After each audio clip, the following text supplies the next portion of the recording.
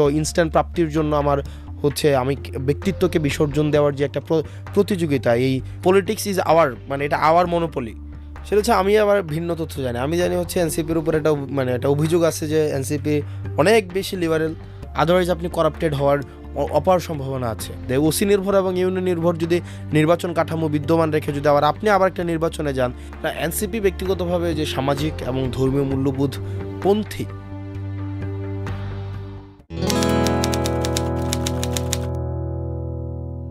সালামু আলাইকুম প্রিয় দর্শক, আমার বাংলাদেশ আমার কথা উইথ ব্যারিস্টার ফুয়াদের আজকের পডকাস্টে স্বাগত জানাচ্ছি। আমার আজকের স্টুডিও মেহমান হচ্ছে হাসনাত আবদুল্লাহ।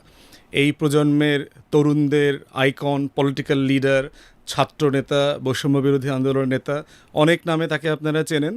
জাতীয় নাগরিক পার্টি যেটা হয়েছে এনসিপির, সেই দক্ষিণাঞ্চলের মুখ্য সমন্বয়কের দায়িত্ব পালন করছেন, মুখ্য সংগঠকের দায়িত্ব পালন করছেন।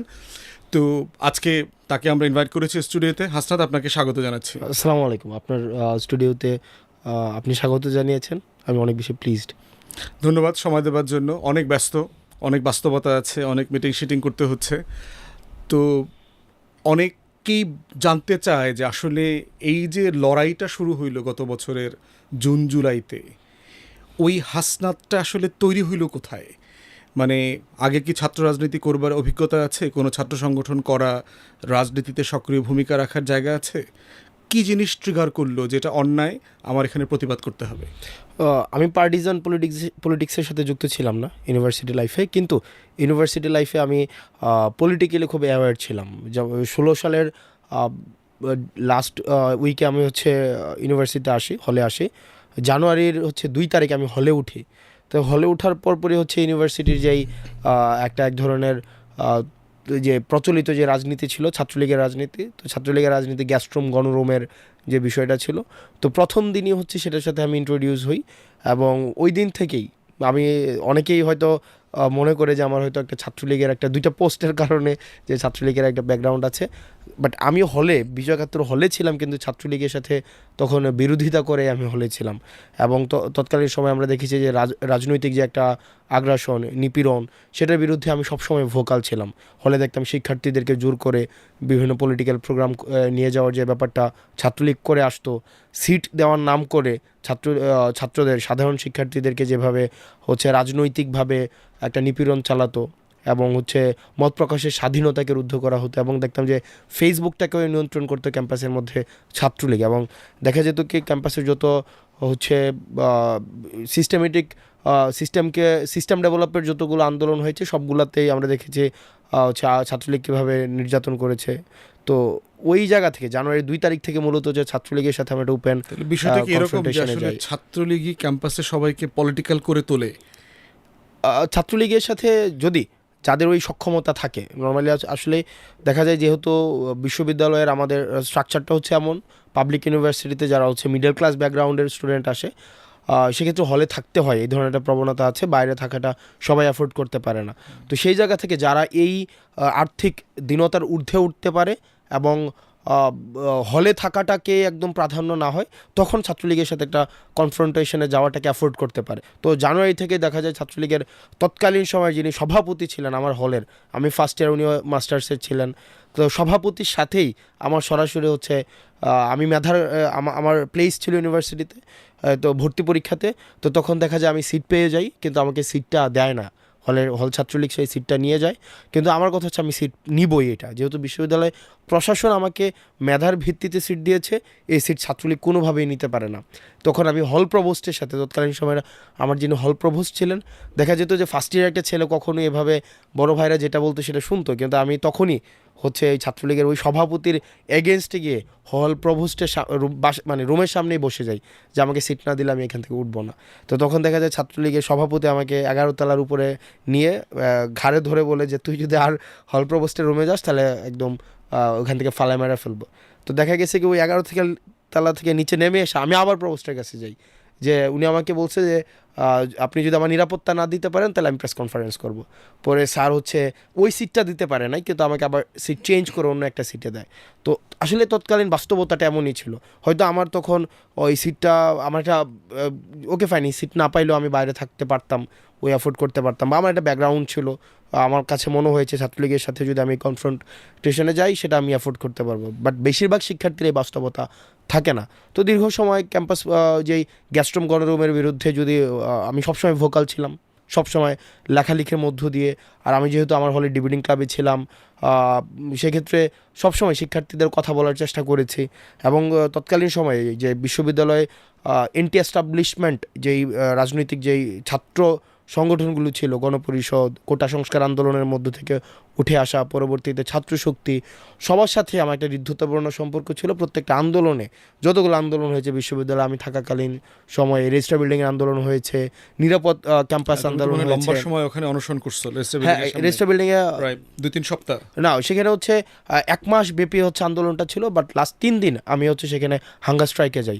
1 মাস ব্যাপী আমরা হচ্ছে ওটা তো একই বছর না, ওটা সম্ভবত তুমি এটা 2000, আমি তখন আমার লাস্ট ইয়ার, হ্যাঁ, অনার্সের ফাইনাল ইয়ারে। তো এই যে একটা ধারাবাহিকভাবে 17 থেকে মানে যতগুলো আন্দোলন হয়েছে, আমি এই ইউনিভার্সিটিতে সে বড় পরিসর আন্দোলন পেয়েছিলাম 2018-তে, কোটা সংস্কার আন্দোলন। সেখানে আমি হচ্ছে আহত হয়েছিলাম, আমাকে পুলিশ ধরেও নিয়ে যায়। তার মানে হচ্ছে ব্যাপারটা ছিল আমি কোনো একটা রাজনৈতিক দলের ছিলাম না, কিন্তু আওয়ামী এবং হচ্ছে ছাত্রলীগ বিরোধী যা ক্যাম্পাসে আন্দোলন হয়েছে সেগুলোর সাথে আমার সরাসরি সম্পৃক্ততা 2017 সাল থেকেই ছিল। ছাত্রলীগের এই কর্মকাণ্ড কিন্তু ধরো আমরা যখন ক্যাম্পাসে ঢুকছি সেই 99 সালে, 98-99 সেশনে ক্যাম্পাসে ঢুকছি, তখন আওয়ামী লীগ ক্ষমতায়। তো সেই জায়গাতেও আমরা দেখেছি যে 9টার সময় কলাপসেবল গেট হলে লাগায় সব ফার্স্ট ইয়ারকে ডাকে। আমি যদি হলে থাকতাম না, তো ফার্স্ট ইয়ারদেরকে ডেকে মিছিলে নিয়ে যাবে, 10টার মিছিল। তো এই যে মানে একটা প্রভুত্ব কায়েম করবার কালচার, এটার 2টা রিয়াকশন আমরা দেখেছি। একটা হচ্ছে অধিকাংশ ছাত্রছাত্রীরা এটার সাথে সমন্বয় করে নেয়, অ্যাডজাস্ট করে নেয়। সে মিছিলে যায়, ক্যান্টিনে, মধুর ক্যান্টিনে গিয়ে মিছিল শেষ করে এরপরে যার যার ক্লাসে অথবা লাইব্রেরিতে চলে যায়। কিন্তু প্রতিবাদ তো খুব বেশি ছেলেমেয়েরা করে না। তাহলে তোমার জায়গা থেকে তুমি এই অধিকাংশ থেকে আলাদা হয়ে প্রতিবাদ করবার এনার্জিটা কোথায় পাইলা? আসলে কি মানে এই যে দাসত্ব মেনে নেওয়া বা কারোর অধীনে থাকার যে বিষয়টা, এই বিষয়টা আমি এখনো পর্যন্ত এটাকে, আমার কাছে যেটা মনে হয় যে এটা সত্য, এটা আমি বিশ্বাস করি যে সাদা এবং কালোর মধ্যে কোনো গ্রে লাইন নাই, আইদার হোয়াইট অর ব্ল্যাক, মানে 0 or 1, মাঝে কোনো গ্রে লাইন নাই। মানে এখানে কি তোমার ফ্যামিলির কোনো ইনফ্লুয়েন্স দেখো, যে তোমার ফ্যামিলির একটা ভ্যালু সিস্টেম ছিল, অথবা তোমার ফ্যামিলিতে কেউ সিরিয়াস আইডিওলজিক্যাল পলিটিক্স করেছে, ছোটোবেলা থেকে তুমি ফিল করছো দিস ইজ রাইট এবং রং, এটা দেখে তোমার পরিবার অথবা তোমার চারপাশ তোমাকে ইনফ্লুয়েন্স করেছে, এরকম কোনো কিছু? সেটা হচ্ছে আমার মা খুব স্ট্রেট ফরওয়ার্ড মানুষ, মা স্ট্রেট ফরওয়ার্ড। আমার দাদা, আমি আমার ছোটোবেলা থেকে দেখতাম, আমি শহরে বড় হয়েছি কিন্তু গ্রামে যখন যেতাম ঈদে, তখন দেখতাম আমাদের উঠানে হচ্ছে আমাদের প্রায় এই যেটাকে আমরা গ্রামের ভাষায় মেল বলতো, মেল, ওই যে সালিশ হইতো আমাদের উঠানে। তো আমার মা চাচিদেরকে দেখতাম সারা রাত ব্যাপী হচ্ছে চা বানাইতো, হচ্ছে দিত। আমি হয়তো ওই ডিসকোর্সটা বুঝতাম না, কিন্তু ফিল করতাম যে আমার দাদা এখানে একটা জাজমেন্ট দিচ্ছে। এটা আমি ছোটোবেলা থেকে এটা দেখতাম। তো এবং আমার মা মানে সিরিয়াস মাত্রায় স্ট্রেট ফরওয়ার্ড, মানে উনার এটাতে কি হয়েছে না হয়েছে এটা মুখ্য না, যেটা সত্য সেটা বলবে। এটার একটা প্রভাব হয়তো আছে। আবার হচ্ছে কি ওই আমার কাছে ছোটোবেলা থেকে মনে হতো যে আপনার দিন শেষে আপনি যদি আপনার উদ্দেশ্য সঠিক থাকে এবং আপনার কর্মপন্থাটা যদি সঠিক হয়, সেক্ষেত্রে আপনার বেটার আউটকাম অবশ্যই আসবে। আর সবসময় মনে হতো যে একটা কম্প্রোমাইজ করে চলার যেই ব্যাপারটা থাকে, এটার আউটকাম দিন শেষে কখনোই পার্মানেন্টলি কখনো ভালো হয় না। তো সেই জায়গা থেকে আমার বন্ধু সার্কেলটা ছিল একটা, আমাদের বন্ধু সার্কেলের একটা প্রভাব ছিল। আমি ডিবেট করতাম একদম স্কুল লাইফ থেকে, 5 থেকে আমার ডিবেট করা শুরু হয়েছে, পুরো স্কুল লাইফ ডিবেট করেছি। তো দেখা যেত কি নর্মালি ডিবেট যারা করে তাদের মধ্যে একটা জেতার প্রবণতা থাকে, যে আমি এইখান থেকে এই নোশনটাকে বের করে নিয়ে আসবো। রুমের মধ্যে তো আমরাও করেছি আর কি, না স্ক্রিনে স্টুডিওতে জেতার প্রবণতা, আর মেসির মতো করে রাস্তায় খেলা না। এটা হচ্ছে এই যে আপনার চিন্তাটা একটা সময় কথায় পরিবর্তন হয়, কথাটা একটা সময় কর্ম পরিবর্তন হয়। তো এটা যে আবার আমি এই সার্কেলগুলো মেনটেন করতাম, এই যে সার্কেলগুলো হচ্ছে দেখতাম যে সবাই হচ্ছে কি একটা কজের প্রতি খুবই সবাই কমিটেড। তো তো এই জিনিসটা প্রভাবিত করেছে যে ছোট ছোট প্রাপ্তির জন্য, মানে আমার ছোট ইনস্ট্যান্ট প্রাপ্তির জন্য আমার হচ্ছে আমি ব্যক্তিত্বকে বিসর্জন দেওয়ার যে একটা প্রতিযোগিতা এই আমাদের পোস্ট আইডিওলজিক্যাল এই ওয়ার্ল্ডে বা আমাদের এই মডার্ন ওয়ার্ল্ডে, এটা থেকে আসলে মনে হয়েছে বের হয়ে আসার একটা সাহস আমরা দেখাতে পেরেছিলাম তখন। তৎকালীন সময় যেই তরুণ একটা শ্রেণী গড়ে উঠেছিল, যে প্রাপ্তির মহরতে যে সবসময় একটা প্রতিযোগিতা, সেটা থেকে আমরা ঊর্ধ্বে আমার কাছে মনে হয়েছে আসতে পেরেছি। এবং আরেকটা বিষয়, আপনি এখন যাদেরকে আপনি ফ্রন্টলাইনার্স দেখেন বা কথা বলছে, মিডিয়াতে কথা বলছে আমাদের ব্যাচের, আমরা এমন না যে 2024 আমরা হচ্ছে আমরা কানেক্টেড না, আমরা অনেক আগে থেকে কানেক্টেড, 2017-16 থেকে। যেমন আমি যদি আমাদের পার্টির কথাই বলি, যেমন নাহিদ, আসিফ, আসিফ তো এখন হচ্ছে উপদেষ্টা, তারপর হচ্ছে আপনি সাইদ আবদুল্লাহকে নিশ্চয়ই চিনেন, সাইদ আবদুল্লাহ, তারপর হচ্ছে আমাদের হাসিনা যেটা বলছে তোমরা অনেক দিন থেকে ষড়যন্ত্র করছো তাকে উৎখাতের জন্য। ষড়যন্ত্র না, আমরা ব্যাপারটা হতো কি যে ক্যাম্পাসে একটা মানে একটা আন্দোলন হতো, এটা শিক্ষার্থীদের পক্ষের আন্দোলন, যেটা হচ্ছে এই ছাত্রলীগের এগেনস্টে আন্দোলন, আমরা কোনো না কোনোভাবে একসাথে মিলিত হয়ে যেতাম। মানে ওইটাই কি ট্রিগার পয়েন্ট? ধরো তুমি ছাত্র রাজনীতি করো নাই অথবা ছাত্র শক্তির কোনো কমিটিতে সম্ভবত না, আমি কমিটিতে ছিলাম, কিন্তু কোটা বিরোধী আন্দোলনে আবার তুমি যোগ দিলা কি এই অ্যাসোসিয়েশন, এই বন্ধু বান্ধব থাকার একটা ব্যাপার কাজ করেছে? এক্স্যাক্টলি, আমরা দেখতাম যে এই মানে একটা যেটা রাইট কজের যে আন্দোলনগুলো হতো, সেখানে আমরা যদিও দেখা যেত এই আন্দোলনের পর আবার 6 মাস কারোর সাথে কারো যোগাযোগ নেই, হঠাৎ একসাথে হয়ে যেতাম। যেমন সাইদ আবদুল্লাহকে মোটামুটি সবাই চিনে এখন, সাইদ আবদুল্লাহ, সার্জিসে যদিও আমাদের সার্জিস সায়েন্স ফ্যাকাল্টিতে ছিল, আমি আর্টস ফ্যাকাল্টিতে ছিলাম, আমাদের আসলে মিউচুয়াল একসাথে হওয়ার কোনো গ্রাউন্ড ছিল না ডিবেটিং ক্লাব ছাড়া, কিন্তু আমরা দেখা যেত আন্দোলনগুলোতে একসাথে হয়ে যেতাম। তো দেখা যেত যাদের ওই ইন্টেনশনটা ছিল, নিয়তটা ছিল, বা যেটাকে আমরা বলি যে যাদের একটা পরিবর্তন করার একটা ইচ্ছা ছিল, তারা কোনো না কোনোভাবে এই ফেসিবাদকালীন এই সময়টা তো তারা হচ্ছে এক হয়ে যেত। তাহলে আসলে হাসিনাই তোমাদের ট্রিগার পয়েন্ট। হাসিনা তোমাদের মিলন মেলার কেন্দ্রবিন্দু হচ্ছে আসলে হাসিনা, ও তোমাদেরকে একসাথে করে দিয়েছে। হাসিনা তো আসলে একটা সিম্বল, মানে সিম্বল, যত করাপশন, যত হচ্ছে অ্যানোমালিজ, যত হচ্ছে ডিসঅর্ডার, সব কিছুর একটা সিম্বল হচ্ছে হাসিনা। হাসনাত, গত বছরের ঠিক মে জুনে তো আন্দোলনটা ট্রিগার করলো, আর তুমি তো ছাত্র রাজনীতিও করো না এর আগে, তাহলে এই আন্দোলনটা কিভাবে শুরু হইলো এবং সেটার সাথে তুমি কিভাবে যুক্ত হইলা? ওকে, যেটা হচ্ছে যে আমরা জুনের 5 তারিখ হাইকোর্টের আবার রায়টা হয় যে আবার হচ্ছে কোটা সিস্টেম রিস্টোর করা হয়েছে, তো রিইনস্টেট করা হয়েছে। তো আমি তখন বনশ্রীতে থাকি রেগুলার, সম্ভবত 18 প্রজ্ঞাপনটাকে চ্যালেঞ্জ করে, প্রোগ্রামটাকে চ্যালেঞ্জ করছিল, চেতনাধারী কেউ একজন সম্ভবত রিড করে আবার। এক্স্যাক্টলি। তো তখন হচ্ছে আমরা তখন মানে এই যে বললাম এটা ব্যাচ, আমরা স্টাডি সার্কেল করতাম, ডিবেট করতাম, আমরা বিভিন্ন ইস্যুস নিয়ে কথা বলতাম। তখন এই সার্কেলটা দেখলো যে 24-এর নির্বাচনের পরে আসলে একটা রাজনীতি শূন্যতা তৈরি হয় দেশে, সবাই আসলে হতাশ হয়ে যায়, এটা হচ্ছে রিয়েলিটি। তখন দেখা যায় 24-এর 7 জানুয়ারি যে নির্বাচনটা হয়, যে আনচ্যালেঞ্জড, মানে আনক্রিটিক্যালি হচ্ছে হাসিনা হচ্ছে এখান থেকে বের হয়ে আসে, যেটা তখন আসলে রাজনীতি সচেতন যে প্রজন্মটা সেটা হতাশ হয়ে যায়। তো তখন সবাই কেরিয়ার দিকে যায়, আমি ছাত্রদলের অনেককে দেখেছি তখন বিদেশে কিভাবে কেরিয়ার করা যায়, বা আমাদের নিজেদের মধ্যে অনেকে ছোট ছোট বিজনেস করার একটা প্রবণতা। আমরা আবার সরকারি চাকরি 2021-22 থেকে মধু বিক্রি তখন ব্যাপক বেড়ে গেছে তখন, কারণ দেখলো হতাশা একটা, কারণ দিন শেষে সবাই মেনে নিচ্ছে 41 সাল পর্যন্ত, কেউ হাসিনার মৃত্যু পর্যন্ত অপেক্ষা করছে। এখন আমাদের দেশের অনেক রাজনীতিবিদ অনেক কথাই বলছে যে ব্যাকডোর স্ট্র্যাটেজি দিয়ে হাসিনাকে আউটসাইড করার চেষ্টা করছে, কিন্তু দিন শেষে এটা সত্য, অনেকেই হচ্ছে 41 সাল পর্যন্ত ওয়েট করার মনস্তাত্ত্বিক একটা সিদ্ধান্ত নিয়েই ফেলেছিল। তো তখন সেটা আমরা যেটা হয়, আমাদের ব্যাচের পড়াশোনা শেষ হয়ে যায় কারো 22, কারো 23, তখন আমরা ক্যাম্পাস থেকে অনেকে বের হয়ে যাই, তা আমিও বের হয়ে যাই। তো তখন আমি বিসিএসের প্রস্তুতি নিচ্ছিলাম, নাহিদ কিছু একটা গুছানোর চেষ্টা করছে, আসিফ নিজের একটা লেখালেখির জায়গা বা একটা পত্রিকা দাঁড় করানোর চেষ্টা করছে, সাথে সাথে অ্যাক্টিভিজম তো আছেই। তো জুনের 5 তারিখ যখন এই প্রজ্ঞাপনটা দেখে, আমার মনে আছে আমি তখন রাতের বেলা আমি তখন ক্লাস নিচ্ছিলাম বনশ্রীতে। তো ক্লাস নেওয়ার সময় আমার এক ভাই মওদুদ ভাই আমাকে জানায় যে এরকম কিছু একটা হয়েছে, যে আবার এই কোটা সিস্টেম রিস্টোর করা হয়েছে। তো 18-তে আমরা যারা আন্দোলন করেছি, আমাদের যেহেতু একটা লিগেসি আছে, তার মানে এখন আমরাই ইমিডিয়েট এটার ভিকটিম, মানে ইমিডিয়েট এই প্রজ্ঞাপনের ইম্প্যাক্ট যাদের উপরে পড়বে সেটা হচ্ছে আমরা। তো আমাদের একটা আন্দোলন করার অভিজ্ঞতা আছে, সুতরাং আন্দোলনটাকে যদি করতে হয় সেটা আমাদেরই করতে হবে। তো তখন ইনস্ট্যান্ট হচ্ছে আমরা সিদ্ধান্ত নিই আমরা আবার একটা আন্দোলন করবো ক্যাম্পাসে। তখন আমাদের ছোটো ভাই ছিল কিছু, যে হাসিফ, রিফাত, রশিদকে যা আপনারা দেখেন আমাদের ক্যাম্পাসের ছোটো ভাই ওরা।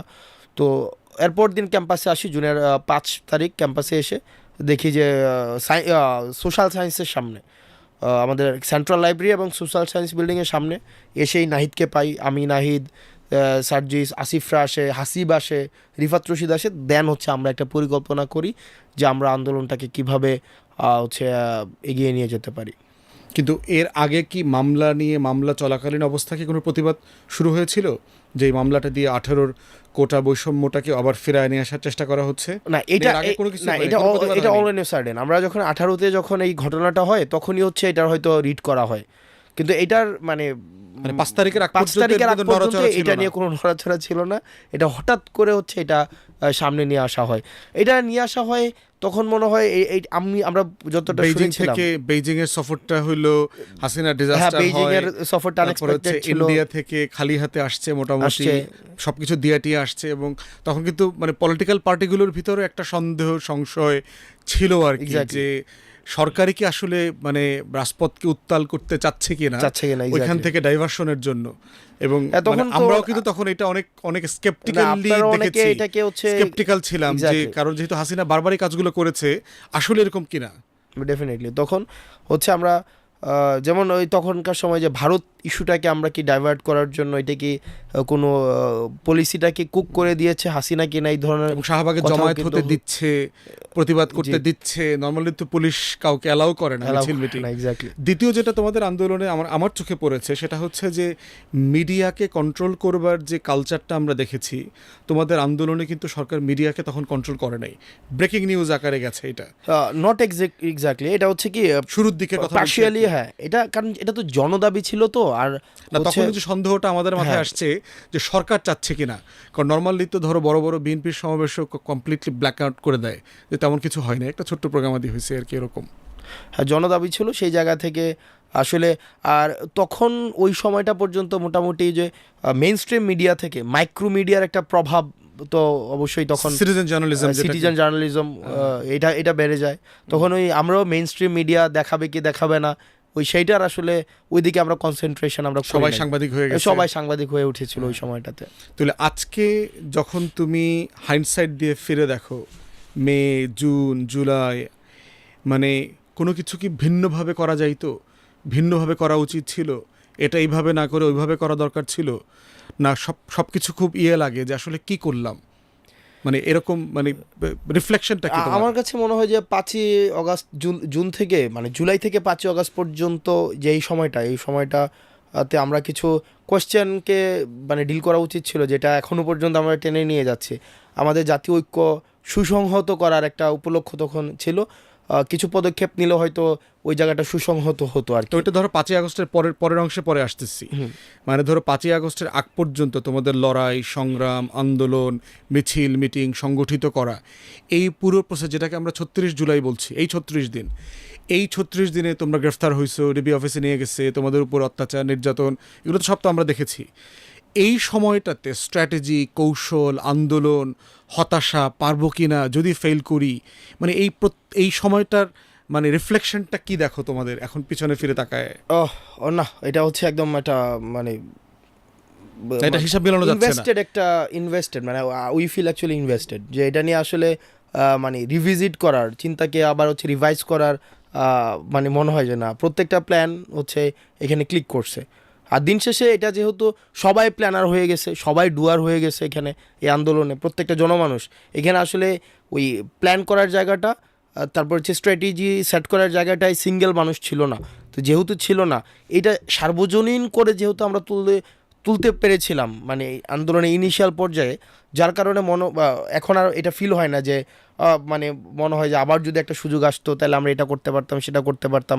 মানে 5ই আগস্ট পর্যন্ত কমায় ফেলতে পারতা কিনা, ধরো কৌশলগতভাবে চিন্তা করলে এটা 36 দিন না 16 দিনে হয়ে যেতে পারতো, এরকম কখনো আসছে মাথায়? নট এক্স্যাক্টলি, এটা এভাবে করা যেত না। তাহলে যদি আমরা যদি এটাকে স্বতঃস্ফূর্ত অংশগ্রহণের এই ডোরটা ওপেন না রাখতাম, আমরা যদি হ্রাস করতাম, তাইলে অন্যান্য যে আন্দোলনগুলোকে যেভাবে আওয়ামী লীগ দমন করেছে সরকার বিরোধী একটা তকমা দিয়ে, এটাকেও এভাবে হচ্ছে দমন করার একটা আরেকটা ব্যর্থতায় পর্যবেসিত একটা আন্দোলনের কিন্তু মতো পুরো হতো। প্রসেসটাকে তোমরা অর্গানিক ফিল করছো, এটা অর্গানিক ফিল করছি। এটার ভিতরে কোনো ইয়ে নাই, মানে কোনো গ্রাফে ফেড আউট করেছে এরকম মনে হচ্ছে না, না এখন? এটা এটা এটা এটা এটা গ্র্যাজুয়াল, এটা এসকেলেশন হয়েছে এবং এটা হচ্ছে যেভাবে আমার কাছে মনে হয় এই 36 দিন নিয়ে আসলে নিজের চিন্তাকে রিভাইজ করার আসলে কোনো মানে স্কোপ নাই, বরং 5ই অগাস্টের পরের অনেক কিছু নিয়ে মন্তব্য করার জায়গা আছে। রাইট। 5ই আগস্টের ঘটনা, 5 থেকে 8-এর যে সময়টা, হাসিনা পালায়ে চলে গেল, দেশে কোনো সরকার নাই, সব কিছু এলোমেলো হয়ে গেছে, পুলিশ প্রশাসন, law enforcement agencies broken down হয়ে গেছে, এবং সরকার গঠন হবে কি হবে না এটা নিয়ে অনেক কথা আছে। কে প্রধান উপদেষ্টা হবেন কি হবেন না, কোথায় আলোচনা হচ্ছে, কে সিদ্ধান্ত নিয়েছে। এখন এটা অনেকেরই প্রশ্ন যে কেন প্রফেসর ইউনূস, তোমরা কিভাবে এই সিদ্ধান্ত নিলা? যে অনেকেই বলে তোমরা চাপায়া দিছো সবার উপরে যে প্রফেসর ইউনূস প্রধান উপদেষ্টা হবে। এটা নিয়ে তোমাদের অভিমত কি? এখানে কিছু কিছু বিষয়ে হচ্ছে আমি ব্যক্তিগত জায়গা থেকে পরবর্তীতে বলবো, কিন্তু কিছু কিছু জায়গা যেগুলো, যেমন ডক্টর মোহাম্মদ ইউনূস, এক্ষেত্রে আসলে ওই সময় দ্বিতীয় কোনো ব্যক্তি যাকে nation wide and internationally accept করবে এই ফিগার আমাদের নাই আনফর্চুনেটলি। যে সেকেন্ড একটা অপশন যেখানে ওনার এই ইন্টারন্যাশনাল অ্যাকসেপ্টেন্স এবং ন্যাশনাল অ্যাকসেপ্টেন্স আছে, আপনার ইউনূস, ডক্টর মোহাম্মদ ইউনূসের সমপর্যায়ে ওইটা কিন্তু ছিল না। আর ওনার যেহেতু এটা পলিটিক্যাল একটা জার্নি আছে, একটা ছোট বা বড় পরিসরে একটা জার্নি আছে, উনি এই সরকারের হচ্ছে যাদেরকে টার্গেট করে হচ্ছে যাদের উপরে একটা নিপীড়ন চালিয়েছে ডক্টর মোহাম্মদ ইউনূস তাদের মধ্যে অন্যতম, উনার ওই এক্সপোজারটা আছে। তো সেই জায়গা থেকে আমাদের কাছে মনে হয়েছে ডক্টর মোহাম্মদ ইউনূস ওই সময় একটা বেস্ট অপশন। একটা বিষয় আলোচনাতে বারবার আসে, সেটা হচ্ছে যে 8 তারিখে জাতীয় সরকার হওয়ার দরকার ছিল। যে সব রাজনৈতিক দল, ফ্যাসিবাদ বিরোধী আন্দোলনে যারা ছিলেন, প্রফেসর ইউনূসকে সামনে রেখেই একটা জাতীয় সরকার হলে আজকে আমরা যে সংকটগুলো, যে প্রশ্নগুলো, তোমার গত সপ্তাহ ক্যাম্পেইনটাও আমরা আনবো একটু পরে, যে এটা রিজলভ হয়ে যাইতো। তোমরা কি এটা বোধ করো? ডেফিনেটলি বোধ করি। তাহলে সেখানে তোমাদের লিডারশিপের ফেইলিউরটা কোথায়? এবং ওই সময় কেন হইল না, এটা কিভাবে হইতে পারতো? দিন শেষে তো তোমাদের কালেক্টিভ লিডারশিপই তো হয়েছে। এক্স্যাক্টলি। এটা কি তোমাদের ফেইলিউর কিনা? না, ডেফিনেটলি এটাকে আরো সুসংহত করা যেত, এই সরকার গঠন প্রক্রিয়াটাকে আরো বেশি অন্তর্ভুক্তিমূলক করা যেত। এবং এটাকে হচ্ছে আমরা এখন যেই উত্তরগুলো পাওয়ার কথা ছিল, এখন দেখা যাচ্ছে যে এই সিচুয়েশনটা is generating more confusion and question not answer. তো আমরা আসলে এটা আমাদের ফেলিওর আছে, এবং কাদের ফেলিওর আছে, কেন হয় না, এই বিষয়গুলো আসলে হিস্ট্রি। তুমি যখন আত্মজীবনী লিখবা 60 বছর 70 বছর, না, এগুলো হচ্ছে তখন বলবা না, এটা আরো আগেই বলবা? না, এটা হচ্ছে প্রয়োজন অনুযায়ী আমি ডিসক্লোজ করব, প্রয়োজন অনুযায়ী। যখন মনে হয় যে এটা কেন হইল না, এটার পিছনে কি বাধা ছিল, সদিচ্ছা বাধা ছিল, আমার মনে হয় যে এটা পলিটিক্যাল একটা সদিচ্ছা এখানে অভাব ছিল, এবং হয়তো আমাদের দেশের রাজনৈতিক দলগুলো তখন। তোমরা কি আরো ডিসাইসিভ হইতে পারতা কিনা? আমরা যেভাবে প্রফেসর ইউনূসের ব্যাপারে তোমরা ডিসাইসিভ ছিলা, বিকল্প অপশনের ব্যাপারে তো অনেকে পুশ করেছে, ডেফিনেটলি প্রধান উপদেষ্টা এক্স হইতে পারে, ওয়াই হইতে পারে, জেড হইতে পারে, কিন্তু তোমরা ডিসাইসিভলি পুশ করেছো যে বাংলাদেশের ন্যাশনাল ইন্টারেস্টে আমাদের এর থেকে বেটার কোনো অল্টারনেটিভ নাই। তাহলে সেক্ষেত্রে জাতীয় সরকারের ব্যাপারে কি তোমরা আরো ডিসাইসিভ হইতে পারতা? আমরা তখন হচ্ছে আমাদের যে সভরেন্টি, আমাদের ইন্টারন্যাশনাল, আমরা দেখতে পাচ্ছিলাম যে কোনো সময় হচ্ছে একটা ইন্ডিয়ান একটা হচ্ছে এখানে একটা পিনেট্রেশন হতে পারে, যার কারণে আমরা চেয়েছি জাতীয় স্বার্থে এটা আমরা বলবো না যে এটা হচ্ছে কালেকটিভ লিডারশিপ ফেলিওর, রাদার আমরা জাতীয় স্বার্থে হচ্ছে কালেকটিভ লিডারশিপ স্যাক্রিফাইস। আমরা দেখছি যে এখানে আমাদের দেশের প্রথিতযশা যে রাজনীতিবিদ আছেন বা যারা আমাদের রাজনৈতিক দলগুলো রয়েছে, তারা ইনস্ট্যান্ট আমাদের কাছে মনে হয়েছে তারা জাতীয় ঐক্য এবং হচ্ছে জাতীয় সরকারকে সুসংহত করার পরিবর্তে ক্ষমতার পরবর্তী ভবিষ্যৎ সম্ভাব্য ক্ষমতার পাটাতনকে হচ্ছে সুসংহত করার দিকে মনোযোগী হয়েছে। তো এটা আসলে কতটা ঠিক হয়েছে না ভুল হয়েছে সেটা হিস্ট্রি ডিফাইন করবে।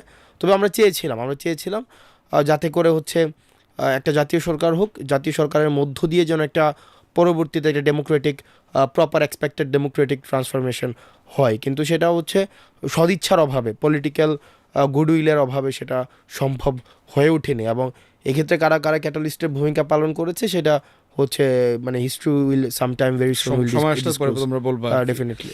একটা বিষয় হচ্ছে যে 8 তারিখে সরকার গঠন হওয়ার পরে তোমরা ফেব্রুয়ারিতে এসে দল করলা, এর ভিতরে বৈষম্য বিরোধী ছাত্র আন্দোলনের প্ল্যাটফর্মটা ছিল, তোমরা নাগরিক কমিটি করলা আর কি।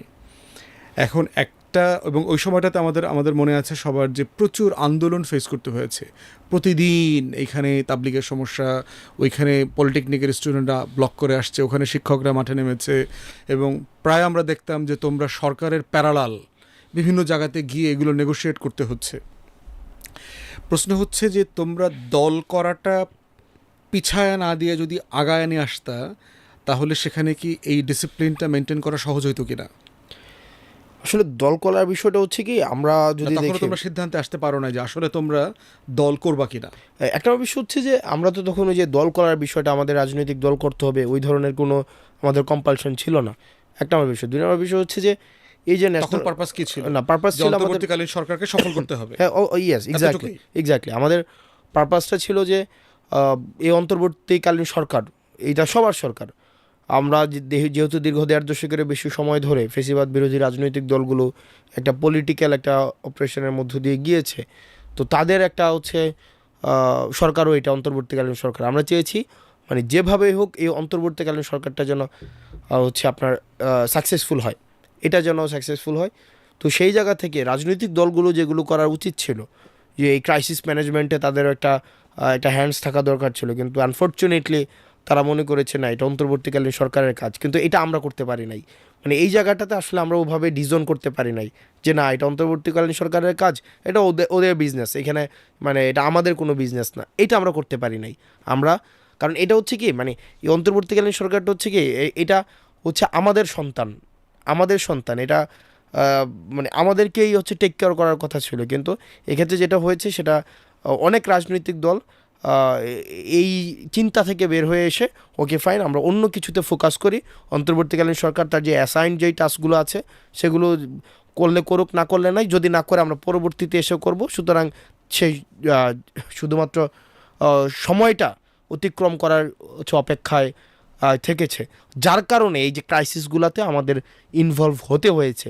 আপনি দেখবেন ক্রাইসিসে যদি আমরা ইনভলভ হতাম তখন বলা হয়তো ওরা কারা ইনভলভ হওয়ার, আর যদি না হইতাম বলতো যে কি যে এরা হইতেছে না কেন, হ্যাঁ এরা কেন ইনভলভ হইতেছে না। তো এই যে একটা এইখানে একটা প্রবলেমেটিক প্রত্যাশার একটা সংকট, এবং জাতি হিসাবে রাজনৈতিক দলটা ডিসাইড করতে পারে নাই যে আসলে আমাদের রুলটা কী হওয়া উচিত, এবং আমাদের ওই স্পেসটা করে দিতে পারে নাই। আমাদেরকে যদি স্পেসটা করে দিতে পারে নাই, সেজন্য আমাদের কাছে মনে হয়েছে যে একটা আপনি পলিটিক্যাল ইস্যুস ডিল করার জন্য আপনি একটা পলিটিক্যাল ফোর্স হিসাবে আপনাকে মাঠে থাকা উচিত। এভাবে আনএন্টাইটেলড হয়ে হচ্ছে আপনি পলিটিক্যাল ইস্যুস যখন ডিল করবেন তখন সেইটা ন্যাশনাল এন্ডোর্সমেন্টটা হয় না। তো সেজন্য আমাদেরকে পরবর্তীতে সিদ্ধান্ত নিতে হয়েছে যে আমাদের আসলে পলিটিক্যাল পার্টি হিসেবেই আসলে ফাংশন করা উচিত। মানে সেটা কখন সিদ্ধান্ত নিলা যে রাজনৈতিক দল আকারে তোমরা হাজির হবা? এই কোন সময়টাতে? এই যে আমাদের এক ধরনের নভেম্বর ডিসেম্বরের দিকে এসে না? এটা যে স্পেসিফিক, এটা একটা প্রক্রিয়ার মধ্যে ছিল। এটা এই চিন্তাটা হচ্ছে ডেভেলপ করতে সময় লেগেছে। আমরা যে প্রত্যেকটা উপলক্ষে আমাদের কাছে মনে হয়েছে যে এই ক্ষেত্রে আমি কেন অংশগ্রহণ করবো। যেমন দেখলাম ঐক্যমত্য কমিশনে যখন আমরা কথা বলতে গিয়েছি, আমাদের এই বিপ্লবের একটা অংশ হিসাবে আমাদের কথা বলা উচিত। আমরা যেহেতু কিন্তু ওইটা তো আমরা দেখলাম যে ওইটা তো ক্রিটিসিজমের শিকার, যে মানে একটা সময় আসছে যে এরা কারা, এই প্রশ্নটা কিন্তু একটা ছিল, ওরা কারা, তোমরা কারা, আমরা কারা, মানে আমরা কারা। অর্থাৎ পলিটিক্যাল অ্যান্টাইটি না থাকলে এই যে আপনার একটা সময় আপনার এক্সিস্টেন্সকে আপনার কোয়েশ্চেন করা হবে, পরিচয় সংকট তৈরি হয়। তো সেক্ষেত্রে এটা আমার মনে হয় যে আরও বেশি রাজনৈতিকভাবে উদার হতে পারতো, এবং এই যে আমাদের বিপ্লবের যে বিপ্লবকে সুসংহত করার জন্য এই বিপ্লবের এই ফোর্সটাকে অ্যাকোমোডেট করা আমাদের পলিটিক্যাল যে দলগুলো রয়েছে তাদের উচিত ছিল। সেই জায়গায় আমরা মনে হয়েছে তারা হচ্ছে পরবর্তীতে হয়তো একটা ক্রাইসিস ফিল করেছে, যে আপনি পরবর্তীতে ক্ষমতায় আসার পরে আপনি রাজনীতি করবেন যেই যে ম্যান্ডেট নিয়ে, এগুলো যদি এই অন্তর্বর্তীকালীন সরকার এবং এই বিপ্লবের এই ফোর্সই করে ফেলে, তাহলে তো পরবর্তীতে আপনার ক্ষমতায় এসে রাজনীতি করার ওই ম্যান্ডেটগুলো আর থাকছে না। তো আমার কাছে মনে হচ্ছে আমাদের দেশের অধিকাংশ রাজনৈতিক দল হয়তো এটা মনে করেছে যে আমরা ক্ষমতায় গিয়ে যা করব তা যদি এই অন্তর্বর্তীকালীন সরকারই করে ফেলে তাইলে আমাদের আর করার কি আছে। তো সেই জন্য আমরা একটা নিউট্রাল একটা অবস্থান হয়তো নেওয়ার কারণে তখন আমাদের এই রাজনৈতিক দলটা আমাদের করতে হয়েছে। পিছনে ফিরে তাকালে মানে বৈষম্য বিরোধী ছাত্র আন্দোলন আকারে তোমাদের যে রোলটা ছিল আগস্টের পর থেকে, সেইটাকে কি তুমি ক্রিটিক্যালি দেখো কোনোভাবে, যে তোমরা মানে যা করা দরকার ছিল অথবা এটা না করলেই ভালো হতো, এটা আমাদের এখতিয়ারভুক্ত ছিল না, অথবা দলটা করাটা আগায় নিয়ে আসা প্রয়োজন ছিল? কারণ আগস্ট সেপ্টেম্বরে তোমাদের যে ব্যাপারে যেই মানে পাহাড় সমান সমর্থন ভালোবাসা, সেটা তো গ্র্যাজুয়ালি ফেড আউট করেছে, এটা ন্যাচারাল, এটা করে। তো ওইটা কি তোমরা ফিল করো যে আগস্ট থেকে ফেব্রুয়ারিকে তুমি ক্রিটিক্যালি দেখো? ডেফিনেটলি ক্রিটিক্যালি দেখা, রিএসেস করা আমাদের অ্যাক্টিভিটি, এটা আমরা প্রতিনিয়ত করি যে আমরা কি করা উচিত ছিল, কি করতে পারতাম, এই স্টেপ নেওয়ার পরবর্তীতে আউটকাম কি হয়েছে, আমাদের অবজেক্টিভ কি, এটা নিয়ে আমরা নিজেদের মধ্যে রিএসেস করা হয়। তো সেই জায়গা থেকে আসলে বৈষম্যবিরোধী ছাত্র আন্দোলন হচ্ছে এখানে অনেক কিছুই, আমরা জুন থেকে জুলাই পর্যন্ত, জুন জুলাই আগস্ট অনেক কিছুই করতে হচ্ছে, যেটাকে আপনি কোনো নিয়ম নীতির মধ্যে নিয়ে আসতে পারবেন না। সমস্যাটা হচ্ছে আগস্টের পরে আমরা এটাকে একদম নিয়মের মধ্যে নিয়ে আসতে চাইছি। আপনি বিপ্লব তো আসলে নিয়ম মেনে হয় না। আপনি গণভবন ভাঙছেন, বঙ্গভবন ভাঙছেন, আপনি হচ্ছেন সরকারকে, নির্বাচিত সরকারকে, আমি যদি ওইভাবে বলতে চাই, কারণ সরকার নির্বাচনটা তো কাগজে কলমে এটা তো এন্ডোর্স করছে, এই সরকারকে আপনি উঠাই দিয়েছেন। তো এটা তো কোনোভাবে এটাকে আপনি মানে রাষ্ট্রদ্রোহিতার জন্য ফাঁসি হওয়ার উপযোগী অপরাধ। তো এটাকে যদি আপনি এভাবে করেন, মানে যেই কাজগুলোর জন্য জুন থেকে অগাস্ট পর্যন্ত যেই কাজের জন্য আমাদেরকে প্রশ্ন করা হয় না, একই কাজের জন্য অগাস্টের পরে কিন্তু আমাদেরকে প্রশ্ন করা হয়েছে, যেটা হচ্ছে আমার কাছে মনে হয়েছে যে এটা প্রবলেমেটিক, আদারওয়াইজ এই জায়গাটা প্রবলেমেটিক কোন জায়গা থেকে? এটা কি তোমরা তোমাদের ম্যান্ডেটকে জাতির কাছে পরিষ্কার করতে পারো নাই? না জাতি আসলে তোমার কাছ থেকে প্রত্যাশার যে জায়গাটা, সেখানে 5 তারিখে তারা দাঁড়িয়ে দিয়ে দিয়েছে? এটা জাতি না, এটা হচ্ছে কিছু পলিটিক্যাল পার্টি। আমি বললাম না যে রাজনৈতিক দলগুলো, আমার কাছে মনে হয়েছে যে তারা সেটা ভেবেছে, মানে হাসিনা চলে গেছে, তোমরা বাড়ি চলে যাও, বাকিটা আমরা দেখব, মানে এখন এটা আমাদের বিজনেস, বাকিটা আমরা দেখব। পলিটিক্স ইজ আওয়ার, মানে এটা আওয়ার মনোপলি, মানে এটাতে আমরা এটা কারোর সাথে শেয়ার করব না, এবং এই কাজটা আমাদের কাজ। এই কাজটা হচ্ছে আমরা যারা দীর্ঘদিন আমরা রেজিস্টার্ড পলিটিক্যাল পার্টি, রিপিট করছি, রেজিস্টার্ড পলিটিক্যাল পার্টি, এটা আমাদের অ্যাক্টিভিটি, আমাদের কাজ। তোমরা বাবা এনাফ করছো, এখন বাড়ি ফিরে যাও। এই চিন্তাটা, এই চিন্তাটা, এই স্পেসটা, মানে এই চিন্তাটা হচ্ছে আমাদের মনে হয়েছে যে স্কোপ অফ ওয়ার্কটা অনেক হচ্ছে কোয়েশ্চেন মার্কের মধ্যে নিয়ে এসছে। আদারওয়াইজ যেমন আপনি দেখেন 5 আগস্টের পরে আজকে পর্যন্ত যদি দেখেন, আপনার শুধুমাত্র হাসিনা যে চলে গেছে, হাসিনা তো হচ্ছে এটার মধ্য দিয়ে যদি আপনি মনে করেন যে ফেসিবাদকে আপনি আউটসাইড করতে পারছেন, এটা প্রবলেমেটিক। আপনি হাসিনাকে হাসিনা যারা বানাইছে, যে মিডিয়া হাসিনাকে হাসিনা বানাইছে, তাদের আপনি কিচ্ছু করতে পারেন না। যে জুডিশিয়ারি পুরা সিস্টেমটা হাসিনাকে হাসিনা হয়ে উঠতে রসদ যোগাইছে, আপনি কিছুই করতে পারেন নাই। যেই অ্যাডমিনিস্ট্রেশন আপনার হচ্ছে হাসিনাকে হচ্ছে সব রকম সহযোগিতা দিয়ে হচ্ছে হাসিনা তৈরি করেছে, আপনি সেটা এখনও পর্যন্ত ইনট্যাক্ট, পুলিশ সিস্টেম ইনট্যাক্ট, আপনি কিছুই করতে পারেন নাই। যখন আমরা এই বিষয়গুলোতে ফোকাস দিতে গেলাম, তখনই প্রশ্ন আসলো যে আপনার ম্যান্ডেট কি? আপনার তো ম্যান্ডেট নাই আপনার। তো এই জিনিসটা আমার কাছে মনে হয় যে এই ক্ষেত্রে বা আমরা বিপ্লবটাকে সুসংহত করতে পারি নাই আমাদের কাছে মনে হয়। এবং 5 আগস্টের পরে আমরা সেমি ডেমোক্রেটিক, আমরা সেমি কনস্টিটিউশনাল, এবং হচ্ছে আমরা হচ্ছে হওয়ার কথা ছিল রেভলিউশনারি, হয়ে গেছে হচ্ছে কনস্টিটিউশনাল, অ্যাডহক কনস্টিটিউশনাল বলি আর কি, অ্যাডহক কনস্টিটিউশনাল, মানে যখন যে প্রফেশনটা মানা উচিত আমাদের কালেক্টিভলি, তখন এটা মানছি। এক্স্যাক্টলি, আমরা মানে কনস্টিটিউশনটাকে আমরা বলছি আমরা এই কনস্টিটিউশনকে মানি না, আবার এই কনস্টিটিউশনের রাষ্ট্রপতিকে নিয়ে আমরা সংসার করতে হচ্ছে। তো এই যে প্রবলেমটা হচ্ছে এখানে, আমরা এই কোশ্চেনগুলোকে আমরা ডিল করতে পারি নাই, আমরা আওয়ামী লীগের কোশ্চেনকে যথাযথভাবে ডিল করতে পারি নাই, আমরা আওয়ামী কালচারকে সরাসরি আমরা যথাযথভাবে ডিল করতে পারি নাই, আমরা হচ্ছে আওয়ামী ফাইন্যান্সিয়াল ইকোসিস্টেমকে সরাসরি ডিল করতে পারি নাই, আমরা শুধু হাসিনাকে ডিল করছি। তো হাসিনা তো এমনি হয়ে ওঠে নাই, হাসিনা একটা অঙ্গ, এই পুরো ইকোসিস্টেমটা কিন্তু এক্সিস্ট করে। এবং হচ্ছে দুর্ভাগ্যজনক বিষয় হচ্ছে যে যেই সিস্টেমটা হাসিনা বানাইছে, আমরা জাস্ট হাসিনাকে উঠাই দিয়ে আবার এই সিস্টেমের মধ্যে ঢুকে গেছি। তো এটা আসলে প্রত্যাশা করা আমাদের কাছে মনে হয় যে এটা খুব বেশি অনেক বড় প্রত্যাশা হয়ে যায়। যে সিস্টেম হাসিনা বানায় এই সিস্টেম দিয়ে আবার হচ্ছে আপনি হাসিনা নিধনের কর্মসূচি চালাবেন, যেটা প্র্যাকটিক্যালি ইম্পসিবল। একটা বিষয় হচ্ছে যে তোমাদের এই পথ চলাতে থার্ড স্টেজ হচ্ছে দল করাটা।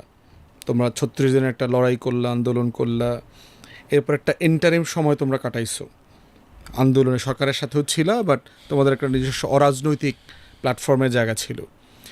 ফেব্রুয়ারি মাসে দল করবার পর থেকে এখন ধরো মাস তিনেক প্রায় হয়ে গেছে তোমাদের। এই জার্নিটাকে তোমরা কিভাবে দেখছো? এই পরিচয়টা, এই কার্যক্রমটা মানে অন্য দুইটা সেগমেন্টের সাথে মিল অমিলের জায়গা থেকে কিভাবে দেখছো? অন্য দুইটা কার্যক্রম হচ্ছে, তখন তো দুইটা হচ্ছে যে আহ, ওই দুইটা ছিল একটা ইউনিভার্সাল প্ল্যাটফর্ম সবার জন্য, এটা একটা সার্বজনীন একটা জায়গা ছিল। আর এখন তো হচ্ছে আমি একটা পলিটিক্যাল অ্যান্টাইটি হিসাবে হচ্ছে আমি ফাংশন করতে হচ্ছে। আমার স্পেসিফিক আমার অ্যাক্টিভিটি রয়েছে, আমার স্পেসিফিক ম্যান্ডেট রয়েছে জনগণের কাছে। আমি অন্য ৮-৫টা রাজনৈতিক দল থেকে আমি আলাদা, আমার কর্মসূচি আলাদা। এবং হচ্ছে দিন শেষে আমরা একটা ইলেকটোরাল প্রসেসের মধ্য দিয়ে আমরা হচ্ছে হচ্ছে পলিসি পলিসি ম্যানিপুলেটের অংশ হতে চাই, পলিসি বা মেকিংয়ের হচ্ছে আমরা একটা অংশ হইতে চাই। তো তখনকার সময় ছিল যে আমরা ইন্ডিপেন্ডেন্টলি বিপ্লবটাকে সুসংহত করার চেষ্টা করছিলাম। আর এখন হচ্ছে নির্বাচন প্রক্রিয়ার মধ্য দিয়ে হচ্ছে আমরা একটা পলিসি মেকিংয়ের আমরা পার্ট, যেটা অন্যান্য অন্যান্য রাজনৈতিক দলগুলো যেই চেষ্টাটা করে সেটা। এবং কাজের ক্ষেত্রে দেখা যায় যে এখন কিছু আমাদের রাজনৈতিক কিছু ম্যানিফেস্টো নিয়ে মানুষের কাছে যেতে হয় আমাদের। তখনকার সময় ছিল শুধুমাত্র আমরা এই অন্তর্বর্তীকালীন সরকারটাকে কীভাবে সাকসেসফুল করতে পারি। আর এখন হচ্ছে যেটা যে আমরা কিভাবে যে গত কেন ৫৪ বছরে অন্যান্য রাজনৈতিক দলগুলো কেন জনগণের আশা আকাঙ্ক্ষা আর বাস্তবায়ন ঘটাতে কেন ব্যর্থ হয়েছে, জনপরিসরে কেন সার্বজনীনতা অর্জনে ব্যর্থ হয়েছে, এই জায়গাগুলো হচ্ছে আমরা ডিকোড করে আমরা নিজেরা ওই লিমিটেশনসগুলোকে ওভারকাম করে মানুষের কাছে একটা ম্যান্ডেট নিয়ে যাওয়া, যেটার মধ্য দিয়ে অন্যান্য রাজনৈতিক দলগুলো থেকে আমরা কেন আলাদা হব এবং আমরা কিভাবে তাদের জনগণের আশা আকাঙ্ক্ষার প্রতিফলন ঘটাবো, এই কাজগুলোই হচ্ছে এখন বেশি করতে হয় তখনকার সময়ের চেয়ে। তো সেটা তোমরা আইডেন্টিফাই করেছো কি না যে নতুন রাজনীতি আকারে তোমার বক্তব্য কেন অন্যদের থেকে আলাদা এবং সেটা কোথায় কোথায় আলাদা, সেই জায়গাগুলোকে তোমরা আইডেন্টিফাই করেছো এবং সেটা নিয়ে তোমরা তোমাদের বক্তব্য দিচ্ছ? দেখেন, এই বিষয়গুলো হচ্ছে আমাদের যেটা গঠনতন্ত্র, ম্যানিফেস্টো, এগুলো না কাজ চলছে। আমরা এটার একাডেমিক কাজগুলো চলছে, আমরা এগুলো হচ্ছে খুব শীঘ্রই উপস্থাপন করব। আর আমরা আমাদের জায়গা থেকে যেই বিষয়গুলো বলার চেষ্টা করছি সেটা হচ্ছে আমরা যে ঔপনিবেশিক সময় থেকে শুরু করে এখনও পর্যন্ত যে আইডিওলজিক্যাল কনফ্লিক্টগুলো রয়েছে সেগুলোর ঊর্ধ্বে উঠতে চাই। আমরা দেখছি দীর্ঘ সময় ধরে এই আইডিওলজিক্যাল কনফ্লিক্টের এই যে কালচারাল যেই ফাইট, কালচারাল ব্যাকফাইট, আইডিওলজিক্যাল কনফ্লিক্টের মধ্য থেকে বিভিন্ন এই যে পক্ষে বিপক্ষে চেতনার ব্যবসা আছে। জি। এবং প্রায় আলোচনাটা দেখি যে মানে ৭১ নিয়ে যে কারণে আমাদের বিরক্তির উদ্বেগ হয়েছে যে ২৪-এর অবদানও হচ্ছে এখন কেজিতে মাপা হচ্ছে, যে আসলে কে কত তোলা অবদান রেখেছে। এবং সেই ক্ষেত্রে এই অবদানের রাজনীতি থেকে তোমাদের প্রোগ্রেসিভ ফরওয়ার্ড লুকিং পলিটিক্সের জায়গাটা কোথায়? ওকে, আমরা হচ্ছে আমি মনে করি যে আমরা একটা পোস্ট চেতনাবাদী সময়ের মধ্যে আমরা আছি। আবার যদি চেতনাকে কেন্দ্র করে হচ্ছে আবার কেউ রাজনীতি করতে চায়, এই রাজনীতির ভবিষ্যৎ বাংলাদেশে নেই। বাংলাদেশ পোস্ট আইডিওলজিক্যাল একটা সিচুয়েশনে আছে এবং পোস্ট চেতনার একটা সিচুয়েশনে আছে। তবে একই সাথে এটাও সত্য, আমাদের দেশে যদি কেউ রাজনীতি করতে চায় তাহলে ২৪, ৭১ এবং হচ্ছে আমাদের ৪৭কে মেনেই হচ্ছে আমাদের রাজনীতি করতে হবে। আমরা ৪৭-এ আমরা একটা হচ্ছে জাতিসত্তা, আমরা একটা ভূখণ্ড পেয়েছি, একটা জাতিগত একটা বিভাজন হয়েছে। ৭১-এ আমরা হচ্ছে একটা পতাকা পেয়েছি, আমরা একটা ভূখণ্ড পেয়েছি। ২৪-এ এসে আবার আমাদের যেই স্বাধীনতাটা কুক্ষিগত হয়েছে সেটাকে আবার আমরা রিক্লেম করতে পেরেছি। তো সুতরাং এই তিনটা বাস্তবতাকে আমাদেরকে মেনে নিয়ে হচ্ছে পরবর্তীতে রাজনীতি করতে হবে। কিন্তু এটা যেভাবে হচ্ছে ৭১-এর উপরে যেভাবে মনোপলি সৃষ্টি হয়েছিল, আওয়ামী মনোপলি ৭১-কে হচ্ছে কুক্ষিগত করেছে, ২৪-এ যদি এই ধরনের একটা এই প্রবণতা থাকে, কেউ যদি এইভাবে রাজনীতি করতে চায়, সেটা হচ্ছে এটা সম্ভাবনা জিরো, এটা ফিউচার দেখবে মানে না। এটার ব্যাপারে কি তুমি এবং তোমরা যারা এনসিপি নেতৃবৃন্দ আছো, তোমরা কি সচেতন যে ৭১-এর ওই চেতনার ফাঁদে যেন আমরা পা না দেই? আমরা শুধুমাত্র ৭১ না, আমরা যেটা বলছি চেতনার ফাঁদ বা এই আইডিওলজিক্যাল কনফ্লিক্টের দিকে যদি যাই, কালচারাল ফাইটের মধ্যে দিয়ে যদি যাই, আসলে আপনি মানে মাথায় রাখতে হবে যে আমরা দেশটা টিএসসি না, দেশটা শুধুমাত্র শাহবাগ না। আপনি বাংলা মোটরে বসছেন, শাহবাগে বসছেন, টিএসসিতে, অথবা পাঠক সমাবেশে বসে আমরা বক্তব্য সভা সেমিনারের এই যে চিন্তাগত আলাপ বা ইন্টালেকচুয়াল আপনার ডিসকোর্সগুলা, আপনার কনজিউমার বাংলাদেশের কত পার্সেন্ট মানুষ আছে? দিন শেষে আপনি যদি দেখেন, আমি জনমানুষের রাজনীতি করতে চাই, এই ইন্টালেকচুয়াল ডিসকোর্সের মধ্য দিয়ে ঢুকে আমি আপনাকে আগে একজন রাজনীতিবিদ হিসাবে ডিসাইড করতে হবে যে আসলে আপনি কার প্রতিনিধিত্ব করছেন। আপনি কি সমাজের ওই ২-৩% মানুষ যারা ইন্টালেকচুয়াল ডিসকোর্সের মধ্যে দিয়ে পলিটিক্সটাকে একটা নির্দিষ্ট গণ্ডির মধ্যে আবদ্ধ করতে চায়, নাকি হচ্ছে ওই মানুষগুলা, খেটে খাওয়া মানুষগুলা, যাদের আসলে দিন শেষে যে নিডগুলো আছে, তাদের যে প্রয়োজন, খাদ্য, তাদের হচ্ছে বাসস্থান, শিক্ষার যে বিষয়টা রয়েছে, থাকার যে বিষয়টা রয়েছে, কর্মসংস্থানের যে বিষয়টা রয়েছে, আপনার এই আমি মনে করি যে আমার পলিটিক্স ফর স্পেসিফিক পারপাস, আমার স্পেসিফিক পারপাস হচ্ছে যে জনমানুষের যে প্রয়োজনগুলা নিড বেসড পলিটিক্স, এই প্রয়োজনগুলোকে হচ্ছে আমাকে অ্যাড্রেস করতে হবে। ইনিশিয়ালি না অ্যাড্রেস করে আপনি টিএসসি বসে সারাদিন কালচারাল ক্যাচার করেন, at the end of the day ওই সারাদিন হচ্ছে আইসা হচ্ছে আজিজে ভাত খাবেন, ঘুমায় যাবেন, ফেসবুকে স্ট্যাটাস দেবেন, কিছু রিয়্যাক্ট করবে, কিছু শেয়ার হবে, এইগুলা হচ্ছে কুচবি নেই ফায়দা হতে হয়। দিন শেষে আপনি কতটা মানুষের কাছে যাইতে পারছেন, মানুষ আপনার ভাষা বুঝে কিনা, মানুষ আপনার কর্ম বুঝে কিনা, আপনার পলিটিক্সটাকে যদি আপনি আপনার সামাজিক বাস্তবতাটাকে বিবেচনা না করেন, মানুষের প্রয়োজন বিবেচনা না করেন, দিন শেষে এই পলিটিক্স গণমানুষের পলিটিক্স হবে না। দিন শেষে এই পলিটিক্স হচ্ছে এই এই এই এলিট একটা ইন্টালেকচুয়াল ক্লাসের মধ্যে বন্দী হয়ে যাবে। আমি এই পলিটিক্সকে মানে বিশ্বাস করি না আর কি। আমি এই পলিটিক্সের এই কারণে আমি বারবার বলি আইডিওলজিক্যাল কনফ্লিক্টের ঊর্ধ্বে উঠে পলিটিক্স করতে হবে আমাকে। রাজনৈতিক দলে বাংলাদেশে একটা বড় সংকটের জায়গা হচ্ছে ফান্ডিং। দলগুলো কিভাবে চলে, কিভাবে চলা উচিত, টাকার উৎস কি, সেটা কে টাকা দিচ্ছে, সেটার হিসাব কিভাবে মেনটেন করা হচ্ছে, এইটার অ্যাকাউন্টেন্স ফার্মকে দিয়ে প্রফেশনালি এটা অডিট করা হচ্ছে কিনা, এই অনেকগুলো বিষয় এখানে জড়িত আছে।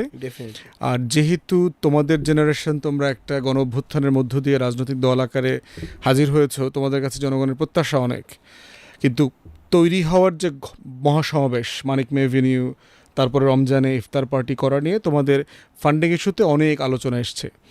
আমাদেরও মধ্যে আমাদের ব্যাপারে কথাগুলো আছে, কিন্তু যেহেতু দল আকারে আমরা এত বেশি এক্সপোজড না তোমাদের মতো, তো এই জন্য হয়তো আমাদেরকে এটা এত বেশি ডিল করতে হচ্ছে না।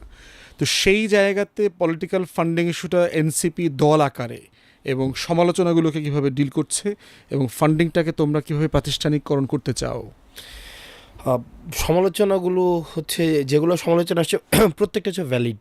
প্রত্যেকটা হচ্ছে কি, মানুষ এই প্রশ্নগুলোর মধ্য দিয়ে মানুষের প্রত্যাশাটা প্রতিফলিত হয় যে আসলে ট্রান্সপারেন্সি যদি না থাকে, বিশেষ করে ফাইন্যান্সিয়াল ট্রান্সপারেন্সি যদি রাজনৈতিক দলগুলোর মধ্যে না থাকে, তাহলে আমি যতই বলি নতুন রাজনৈতিক বন্দোবস্ত, তাইলে তো হচ্ছে এটা থিওরিটিক্যালি একটা মানে কিতাবে থাকবে কিন্তু গোয়ালে থাকবে না।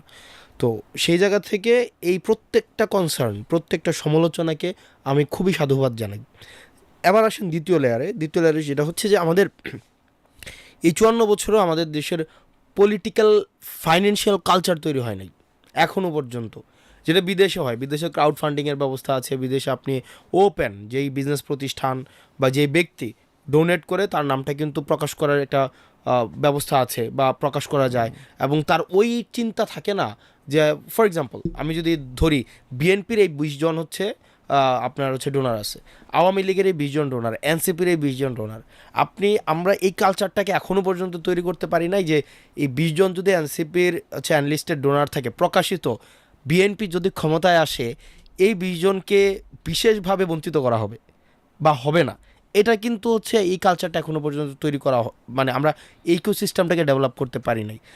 তাও এই যে এই বিদ্যমান বাস্তবতাকে মেনে নিয়েই আমরা যে কাজটা এখন করছি সেটা হচ্ছে আমরা ক্রাউড ফান্ডিং মডেলটাকে ডেভেলপ করার চেষ্টা করছি, যেখান থেকে আমরা প্রত্যেকটা মানুষ তার জায়গা অনুযায়ী সে হচ্ছে ডোনেট করবে। এটা কি তোমরা পার্টির পলিসি আকারে? আমরা হ্যাঁ পার্টির পলিসি আকারে, এবং আমরা এইভাবেই যাব এবং প্রতিষ্ঠান ডোনেট করবে, এবং এই প্রতিষ্ঠান ডোনেট করাটা তার ট্যাক্স ফাইলের মধ্যে উল্লেখ থাকতে হবে। সে যে আমাকে ডোনেট করতেছে এটা ওই ব্যাকডোর দিয়ে হচ্ছে ডোনেট করে চলে গেল, ভাই আমার নাম প্রকাশ করেন না। তো আইনি কাঠামো পরিবর্তন করা দরকার। ইলেকট্রাল লজে এখন পর্যন্ত যেটা আছে, একটা প্রতিষ্ঠান আপনার 50 লাখ টাকা পর্যন্ত হচ্ছে ডোনেট করতে পারবে, এর বেশি করতে পারবে না। একটা ব্যক্তি 5 লাখ টাকা পর্যন্ত ডোনেট করতে পারবে, এর বেশি করা যাবে না। তো আমরা আর বেশি যদি ডোনেশন একটা প্রতিষ্ঠান থেকে নেয়, আমাদের দেশে নাম উল্লেখ করছি না, অনেক প্রতিষ্ঠান রয়েছে যেখানে আসলে তারা মানে মোর দ্যান স্টেট, তারা ওই স্টেটগুলোর কাছে যখন একটা পার্টি বিক্রি হয়ে যায়, তো তখন দেখা যায় কি পলিসিতে আপনি পলিসি মেকিংয়ের সময় কিন্তু ওই তারা হচ্ছে আলটিমেটলি ম্যানিপুলেট করে। তো আপনি তাদেরকে ওই এজেন্সিটা দিয়ে দিচ্ছেন। আপনি যখন আপনার পার্টি রেগুলেট করার জন্য আপনি ফাইন্যান্সিয়ালি ওই পার্টিকুলার কিছু কোম্পানির উপরে ডিপেন্ডেন্ট হচ্ছেন, আপনি বেসিক্যালি তাদেরকে তুষ্ট করার জন্য ওই এজেন্সি বা এই কোম্পানিকে তুষ্ট করার জন্য কিন্তু আপনি পলিসিকে ড্রাফট করছেন, পলিসিকে সামনে হচ্ছে এগুলোকে পাস করছেন। তো আমরা আসলে ওই গেরাকলে পড়তে যাচ্ছি না। আমরা যেটা চাচ্ছি সেটা হচ্ছে যে এটা বাস্তবতা, আমরা এখনও পর্যন্ত পারিনি, এটা আমাদের লিমিটেশনস, আমরা করব, এটা আমাদের স্ট্রেংথ। এখন এই জায়গায় যখন আমরা যদি আমরা করার পরে আমরা আশা করি যে এটা একটা অন্যান্য পার্টিকেও একটা প্রেশার ক্রিয়েট করবে যে তাদের ফাইন্যান্সিয়াল পলিসিকে ডিসক্লোজ করা, যেটা যদি আমরা না করতে পারি, দিন শেষে দুইটা জায়গায় যদি স্বচ্ছতা না আসে, এর মধ্যে একটা অন্যতম সেটা হচ্ছে ফাইন্যান্সে যদি স্বচ্ছতা না আসে, আমার এই প্রজন্মের কাছে আপনি কোনোভাবেই আপনি নতুন বন্দোবস্তের ট্যাবলেট খাওয়াইতে পারবেন না। এই নতুন প্রজন্ম খুবই ক্রিটিক্যাল, এবং এটা গোপনে রাখা যাবে না। এটা গোপনে রাখা যাবে না, এটা ডিসক্লোজ করতে হবে। ফাইন্যান্সিয়ালি যারা কম্প্রোমাইজড হয়ে গেছে তারা কোনো না কোনোভাবে এক্সপোজড হয়ে গিয়েছে। আর দুর্নীতি এমন একটা বিষয়, এটাকে না আপনি হাইড করতে পারবেন। এটা আজকে কালকে পরশু, আমি যদি কোনো বিজনেসম্যান থেকে টাকা আইনা থাকে, ফর এক্সাম্পল আমি আনলাম, এটা আজকে না হোক 2 দিন পরে না হোক, এবং ওই বিজনেসম্যান আমাকে টাকা দিয়ে যদি যতই গোপনে দেখ, সে কিন্তু এটা এইখানে রাখবে না। এটা তার বিজনেস কমিউনিটিতে গল্প করার একটা টপিক, যে হাসনাত আমার কাছ থেকে টাকা নিছে, এটা তার একটা হচ্ছে সেই জিনিসটাকে সেল করবে বিভিন্ন জায়গায়। একটা বিজনেসম্যান আপনাকে এমনি এমনি টাকা দিবে না, গোপনে দান খয়রাত করে দিবে, ব্যাপারটা এমন না। এটাকে সে বিভিন্ন জায়গায় সেল করবে। তো এটা যে মানে ভাবার কোনো সুযোগই নাই যে এই জিনিসটা গোপন থাকবে। তো আমরা এই প্রজন্ম, আমাদের টার্গেট অডিয়েন্স কারা? আপনি একটা প্রোডাক্ট যখন মার্কেটে নিয়ে আসছেন, আপনার কিন্তু অডিয়েন্স স্পষ্ট, কনজিউমার আপনার ক্লাসটা স্পষ্ট। আপনার এই এনসিপির কনজিউমার কারা? এনসিপির কনজিউমার হচ্ছে এই প্রজন্ম। তো এই প্রজন্ম হাসিনাকে যারা হচ্ছে কাউন্ট করে নেয়, হাসিনাকে যারা হচ্ছে আনক্রিটিক্যালি নেয় নাই, আপনি তাদের সাথে হচ্ছে আপনি লুকোচুরি করবেন, এটা প্র্যাকটিক্যালি ইম্পসিবল। তো আমরা আমাদের জায়গা থেকে ফাইন্যান্সিয়াল, হ্যাঁ আমরা ইতিমধ্যেই অনেকগুলো ঘটনা ঘটেছে যেখানে আমরা স্পষ্ট করতে পারিনি। কেন স্পষ্ট করতে পারিনি? কারণ এখনও পর্যন্ত আমরা একটা ইকোসিস্টেম ডেভেলপ করতে পারিনি, যেখানে আসলে হচ্ছে আমাদেরকে যারা ডোনেট করেছে, যে ব্যক্তি ডোনেট করেছে, তাদের যেই সেফটি নেটটা কিন্তু আমরা এনশিওর করতে পারিনি, বা পারবো কি পারবো না সেটা একটা অনিশ্চয়তা এখানে এখনও পর্যন্ত আছে। কিন্তু আমরা সেগুলোকে এই বাস্তবতা বিবেচনা করেও যারা পার্টিকে ডোনেট করবে, না করলে নাই। কিন্তু একই সাথে সাথে আমাদের অন্যান্য পার্টিকেও একটা বিষয় সচেতন হইতে হবে, তাদেরও স্টেপস নিতে হবে। সেটা হচ্ছে আমাদের দেশের পলিটিক্স অনেক কস্টলি। মানে আমার লাস্ট 6 মাসের এক্সপিরিয়েন্স হচ্ছে আমাদের দেশের পলিটিক্স অনেক কস্টলি, যেটা মানে অপ্রয়োজনীয়। এই ধরনের কস্টলি পলিটিক্স নিষ্প্রয়োজন। আমাদের দেশে পলিটিক্সটাকে তো আসলে একটা কেরিয়ার হিসাবে দেখা হয়, যে কেরিয়ারের মধ্য দিয়ে আপনি হচ্ছে এটা একটা ডোর, এটা হচ্ছে আপনার অনেক প্রাপ্তির একটা জায়গা মনে করা হয়। পলিটিক্সের মধ্য দিয়ে মানে আপনি অনেক কিছু পাবেন। বিশাল অর্থনীতি। এটা অর্থনীতিবিদরা আমাদেরকে যেটা বলেছে সেটা হচ্ছে যে বাংলাদেশে সবচেয়ে বেশি পরিমাণ কর্মসংস্থানের যোগানদাতা কোনো কোম্পানি যদি হিসাব করা হয়, তাহলে সেটা হচ্ছে বড় রাজনৈতিক দল। সবচেয়ে বেশি কর্মসংস্থানের যোগান যারা দেয়, ধরো যদি আওয়ামী লীগের কথা বলি, সেক্ষেত্রে প্রায় 35-40 লক্ষ লোক বেকার হয়ে গেছে। বাংলাদেশে এখন যে আইনশৃঙ্খলা পরিস্থিতি খারাপ হচ্ছে, ছিনতাই বেড়ে গেছে, ডাকাতি বেড়ে গেছে, যে কথাগুলো বলা হচ্ছে, এটার পিছনের গল্পটা কিন্তু কেউ বলছে না, যে সাডেনলি এটা কেন বেড়েছে। এটা কি বেড়েছে এই কারণে যে এখানে পুলিশ নাই, থানাতে পুলিশ পাওয়া যাচ্ছে না? না, আসলে যেটা হয়েছে, একটা সচ্ছল ইকোসিস্টেম যেটা আওয়ামী লীগের ছিল, ইকোনমিক ইকোসিস্টেম, এখান থেকে 40 লক্ষ মানুষ সাডেনলি তার টেম্পো স্ট্যান্ড হারায় ফেলছে, তার বাস স্ট্যান্ড চলে গেছে, তার ফেরিঘাট থেকে টাকা তোলার বন্দোবস্ত চলে গেছে, তার বাজারটা হাতছাড়া হয়ে গেছে, তার ওই যে ব্রিজের এপার থেকে ওপার থেকে বাস বসায় টাকা নেওয়ার যে কালচার, সেটা বন্ধ হয়ে গেছে।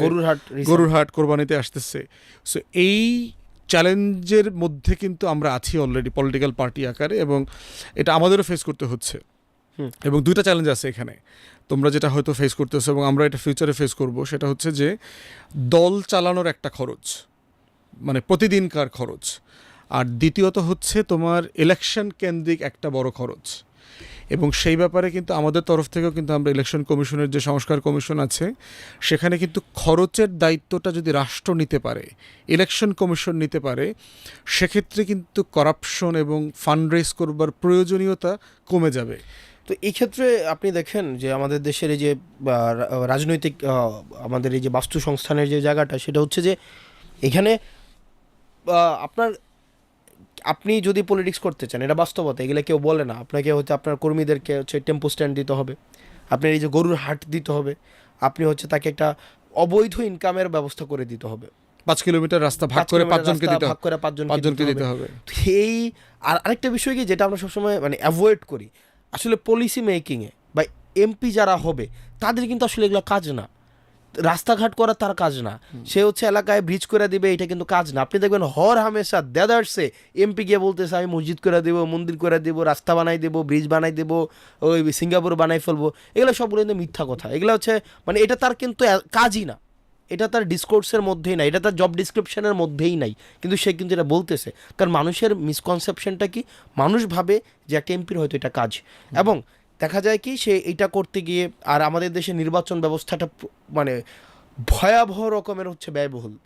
এটা যদি এই প্রতিযোগিতা যদি আমরা না থামাইতে পারি, আমরা যতই বলে একটা কারেক্ট পলিটিক্স আমরা নেশনকে উপহার দেব, এটা সম্ভব না, কোনোভাবেই সম্ভব না। সেজন্য আপনি ইভেন্ট ফিল্ড ক্রিয়েট করতে হবে, আপনি আনইভেন্ট ফিল্ড রাখতে পারবেন না। ফুয়াদ ভাই নির্বাচনে 40 কোটি টাকা খরচ করে, আমি সেখানে হচ্ছে 1 কোটি টাকা খরচ করতে পারবো না। যদি আমি মনে করি, তখনই হচ্ছে আমি বিজনেসম্যানদের কাছে যাব, যে আপনি আমাকে ডোনেট করেন, দেন আমি সংসদে বা আমার জায়গা থেকে আপনার পলিসিটাকে আপনার বিজনেস ফ্রেন্ডলি একটা পলিটিক্স করবো, বা আপনার ফ্রেন্ডলি একটা পলিটিক্স করবো, ঠিকাদারি হবে, আপনাকে 500 কোটি টাকা 5,000 কোটি টাকার কাজ দিয়ে দিব, আমি দিয়ে দিব। তো এই যে একটা আনইভেন ফিল্ড যদি থাকে, তাহলে কোনোভাবেই সম্ভব না। এই নেক্সাসটাই হয়েছে বিজনেস এবং পলিটিক্সের যে নেক্সাসটা এই কারণেই হয়েছে। রাদার আমাদের এই পলিটিক্যাল একটা কনসেনসাসের মধ্যে আসতে হবে।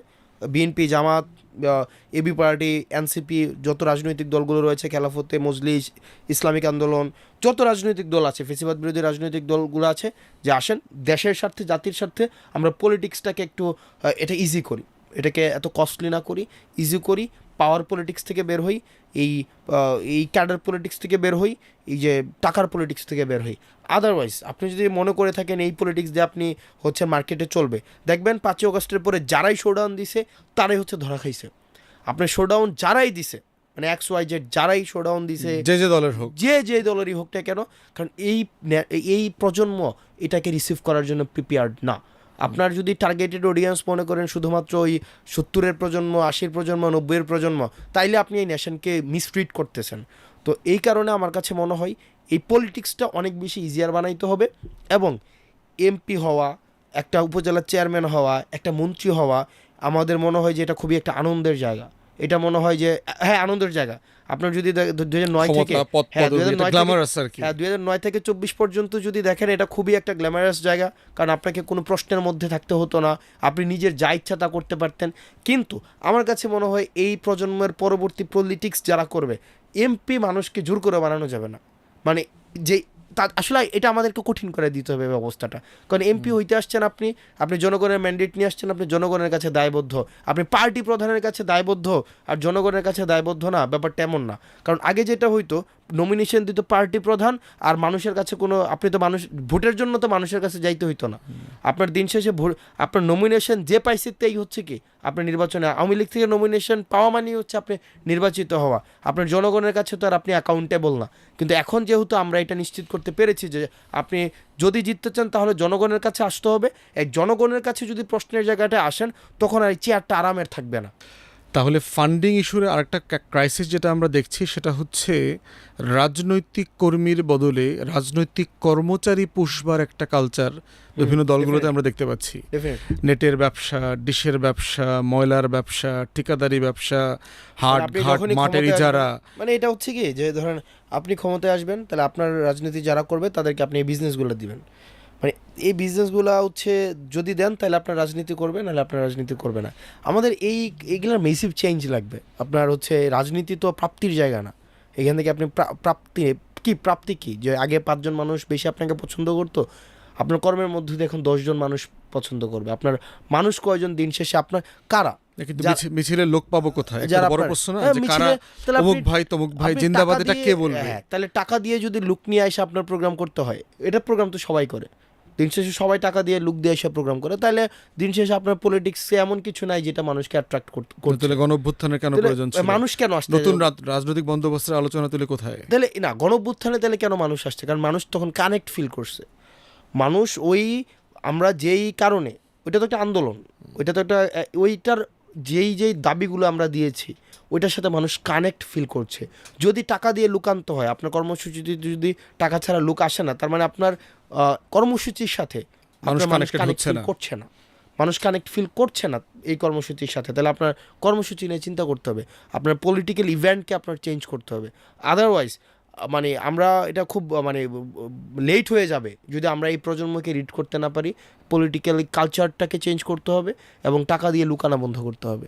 আপনার এটা সবাই করছে। আমাদের দলের বিরুদ্ধে এই এলিগেশন আছে, কারণ আমাদের দেশের যারা নেতাকর্মী রয়েছে তারাও হয়তো বিভিন্ন জায়গায় চেয়েছে যে একটু যেন মিছিলটা একটু ভারী হয়, সেই জন্য। তো দিন শেষে তো ওই টাকা দিয়ে যে লোকগুলো আনছেন তারা তো প্রফেশনাল মিছিল কর্মী। তা আপনার পার্টিতেও যাচ্ছে, আমার পার্টিতেও যাচ্ছে, বিএনপি জামাত সব জায়গায় যাচ্ছে।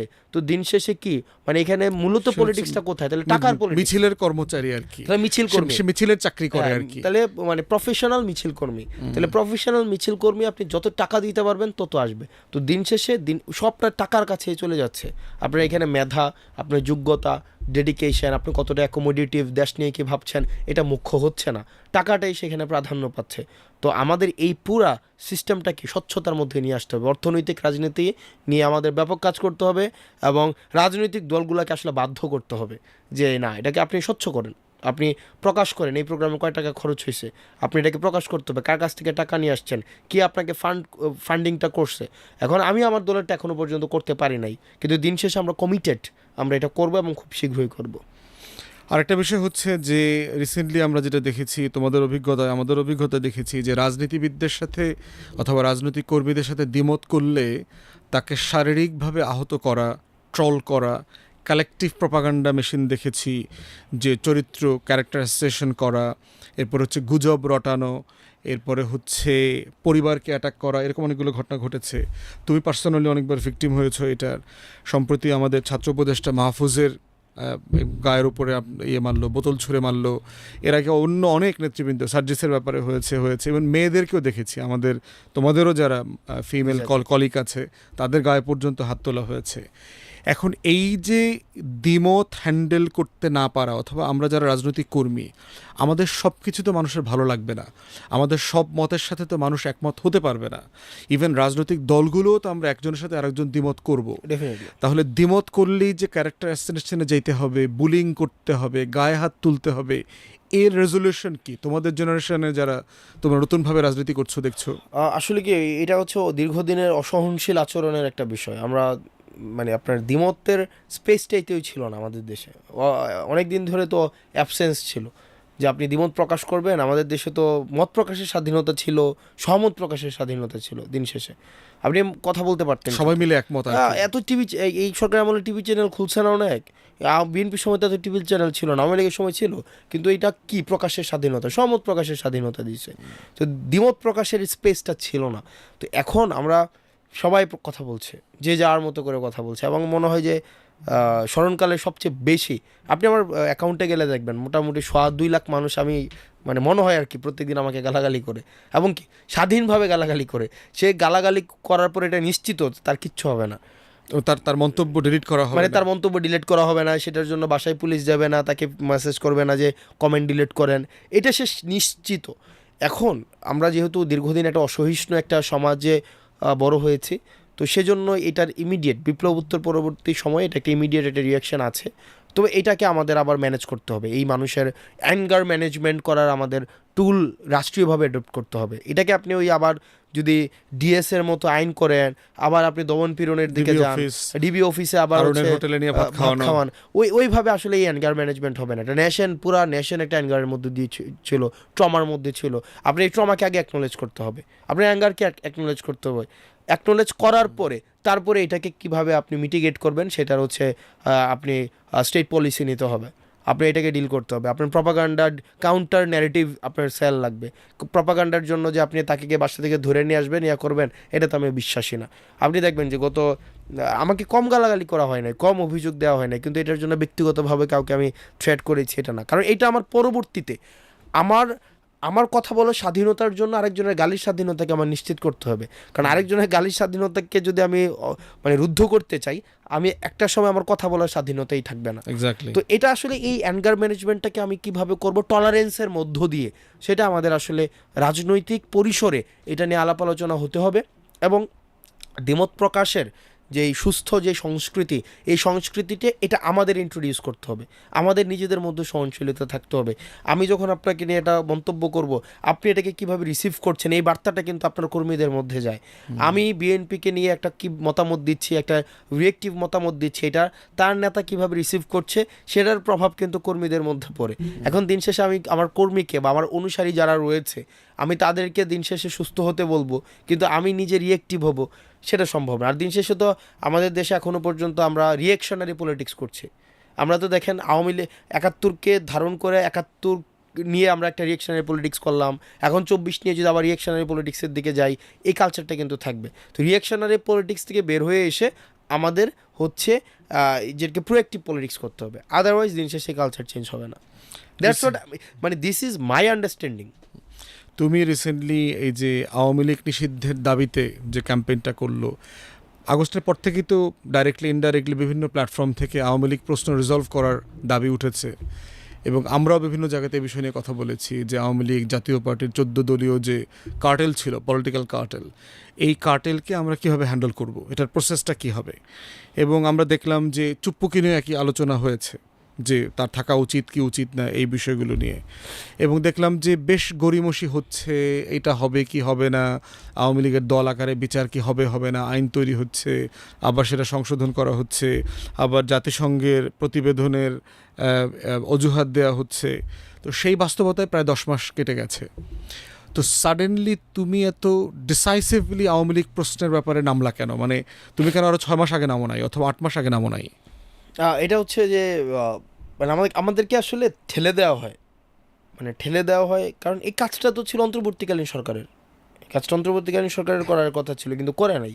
মানে মানে এটা না কেমন, অন্তর্বর্তীকালীন সরকারের নেচারটা আমার কাছে মাঝে মাঝে খুব বেশি মানে খুব, যেমন এটা হওয়ার কথা ছিল রিভলিউশনারি একটা গভর্নমেন্ট, কিন্তু এটা হয়েছে কনস্টিটিউশনাল ব্যুরোক্রেটিক গভর্নমেন্ট।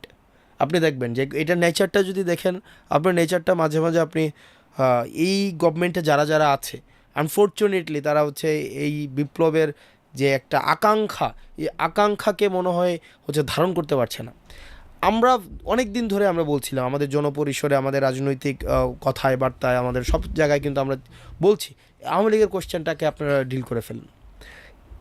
এইটা তো ডিল করেই নাই, বরং হচ্ছে আমার কাছে মনে হচ্ছে এটাকে আওয়ামী লীগকে পুনর্গঠিত হওয়ার একটা স্পেস দিচ্ছে। আপনার দিন যত যাচ্ছে আপনার কিন্তু আওয়ামী লীগ তত বেশি পুনর্গঠিত হবে। আজকে থেকে ১ বছর পরে একটা আওয়ামী লীগ সাইজেবল নাম্বারে আমাদের সামনে আসবে। আপনি দেখবেন লাস্ট ১ মাস আওয়ামী লীগের যেই হচ্ছে কালচারাল যে উইংটা এখন কিন্তু মাঠে ফুললি অ্যাক্টিভ, এবং এই কালচারাল উইং হচ্ছে কি আওয়ামী লীগের অপরাধের বৈধতা উৎপাদন করছে তাদের ভাষা দিয়ে, তাদের হচ্ছে সুবিধাজনক চিন্তা দিয়ে। আগেই তো ভালো ছিলাম, আগেই তো ভালো ছিলাম, এমন দেশকে চেয়েছিলাম, এমন দেশকে চেয়েছিলাম।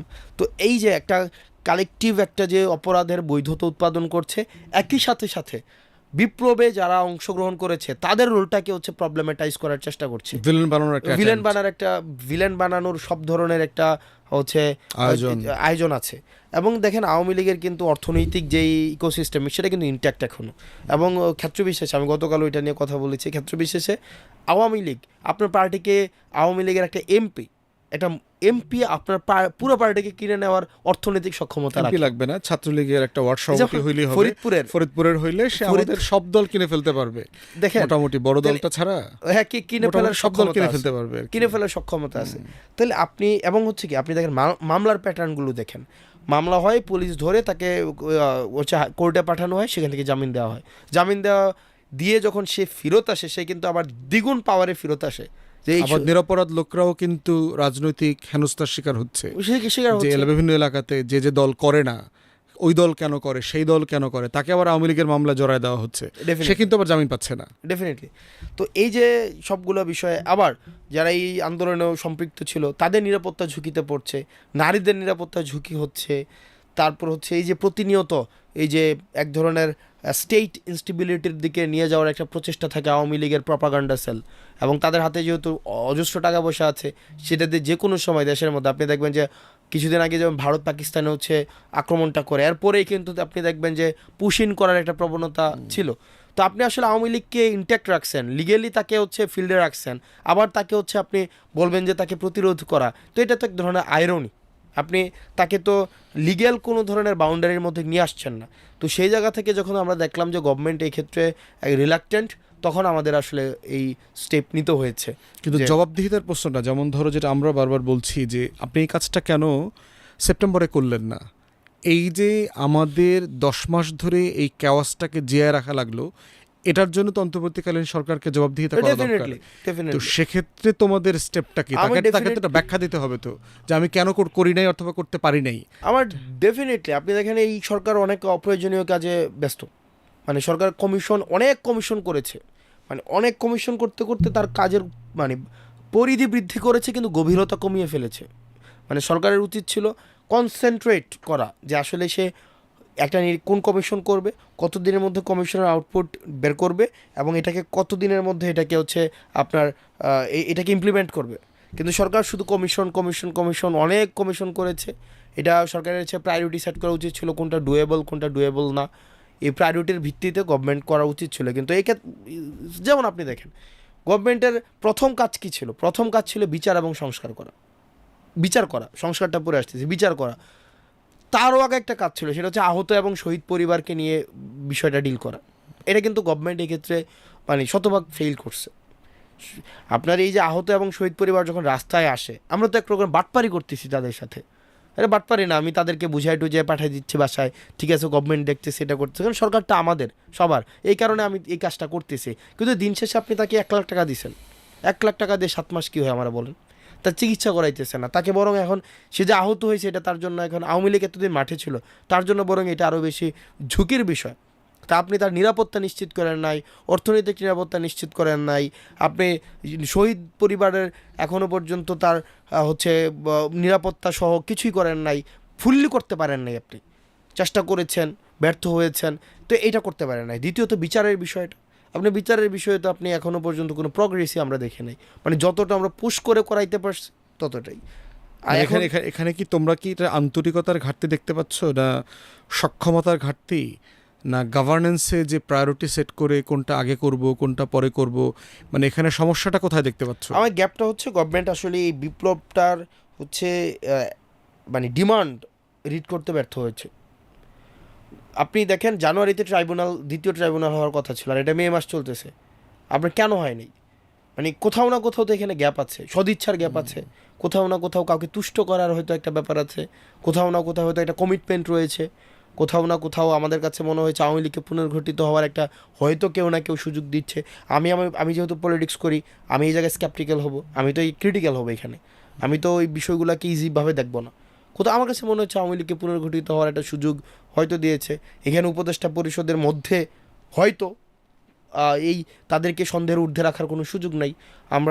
আমরা তাদেরকে দেখলাম যে অনেক কিছুই করছে যেটা আসলে প্রয়োজন ছিল না। আমাদের প্রয়োজন ছিল কি এই ধাপে ধাপে এটা করা। তারপরে দেখেন আপনি যদি দেখেন রাষ্ট্রের, আমি হয়তো অন্য ভিন্ন প্রসঙ্গে এটা বলার সুযোগ থাকতো, মনে হচ্ছে যেটা বলা উচিত, যেমন পুলিশ সংস্কার নিয়ে কোনো কাজ হয়নি, বরং রাষ্ট্রের একটা গুরুত্বপূর্ণ বিষয় ছিল পুলিশ।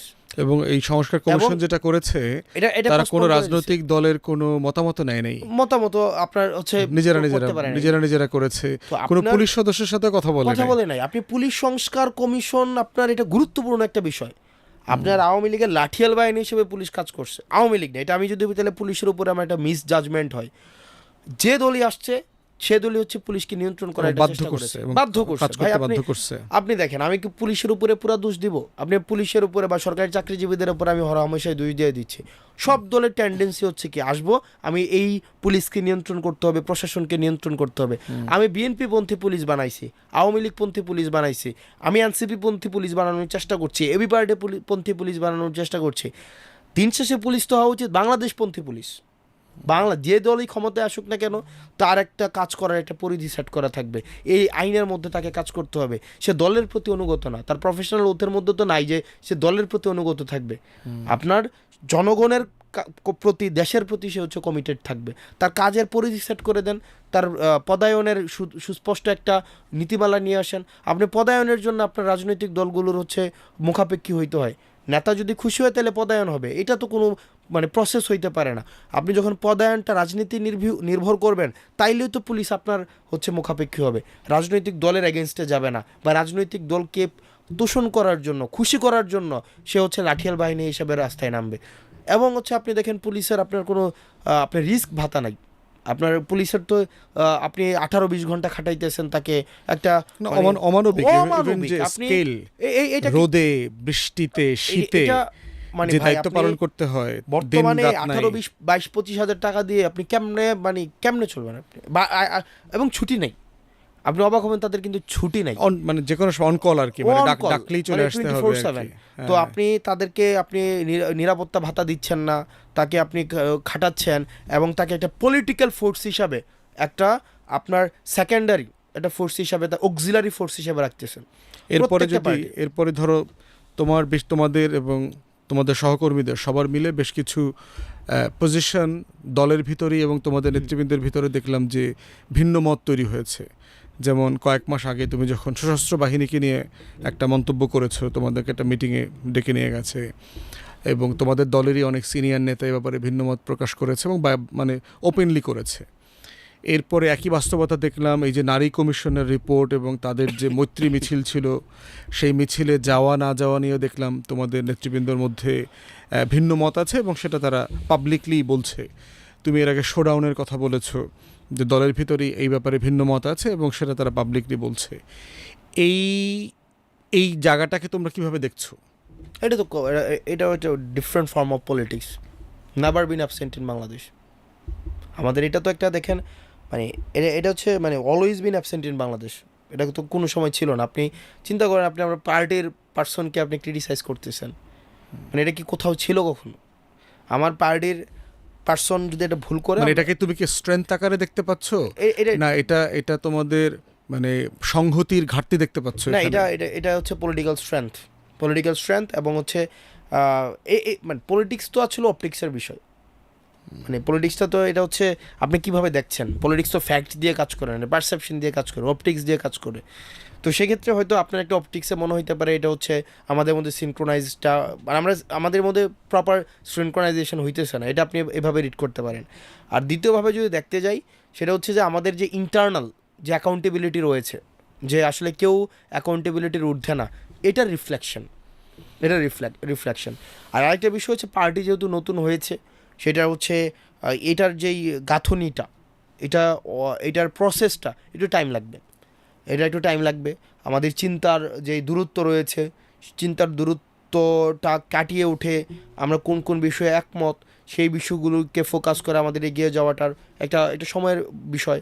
তো দিন শেষে আমার কাছে মনে হয় যে এটা একটা এক্সাম্পল সেট হয়েছে, যে আপনি আপনার পার্টি ম্যান যদি কোনো ভুল করে, সেটা নিয়ে আপনি কথা বলতে পারবেন না, যেটা আমাদের পলিটিক্সের মধ্যে আছে।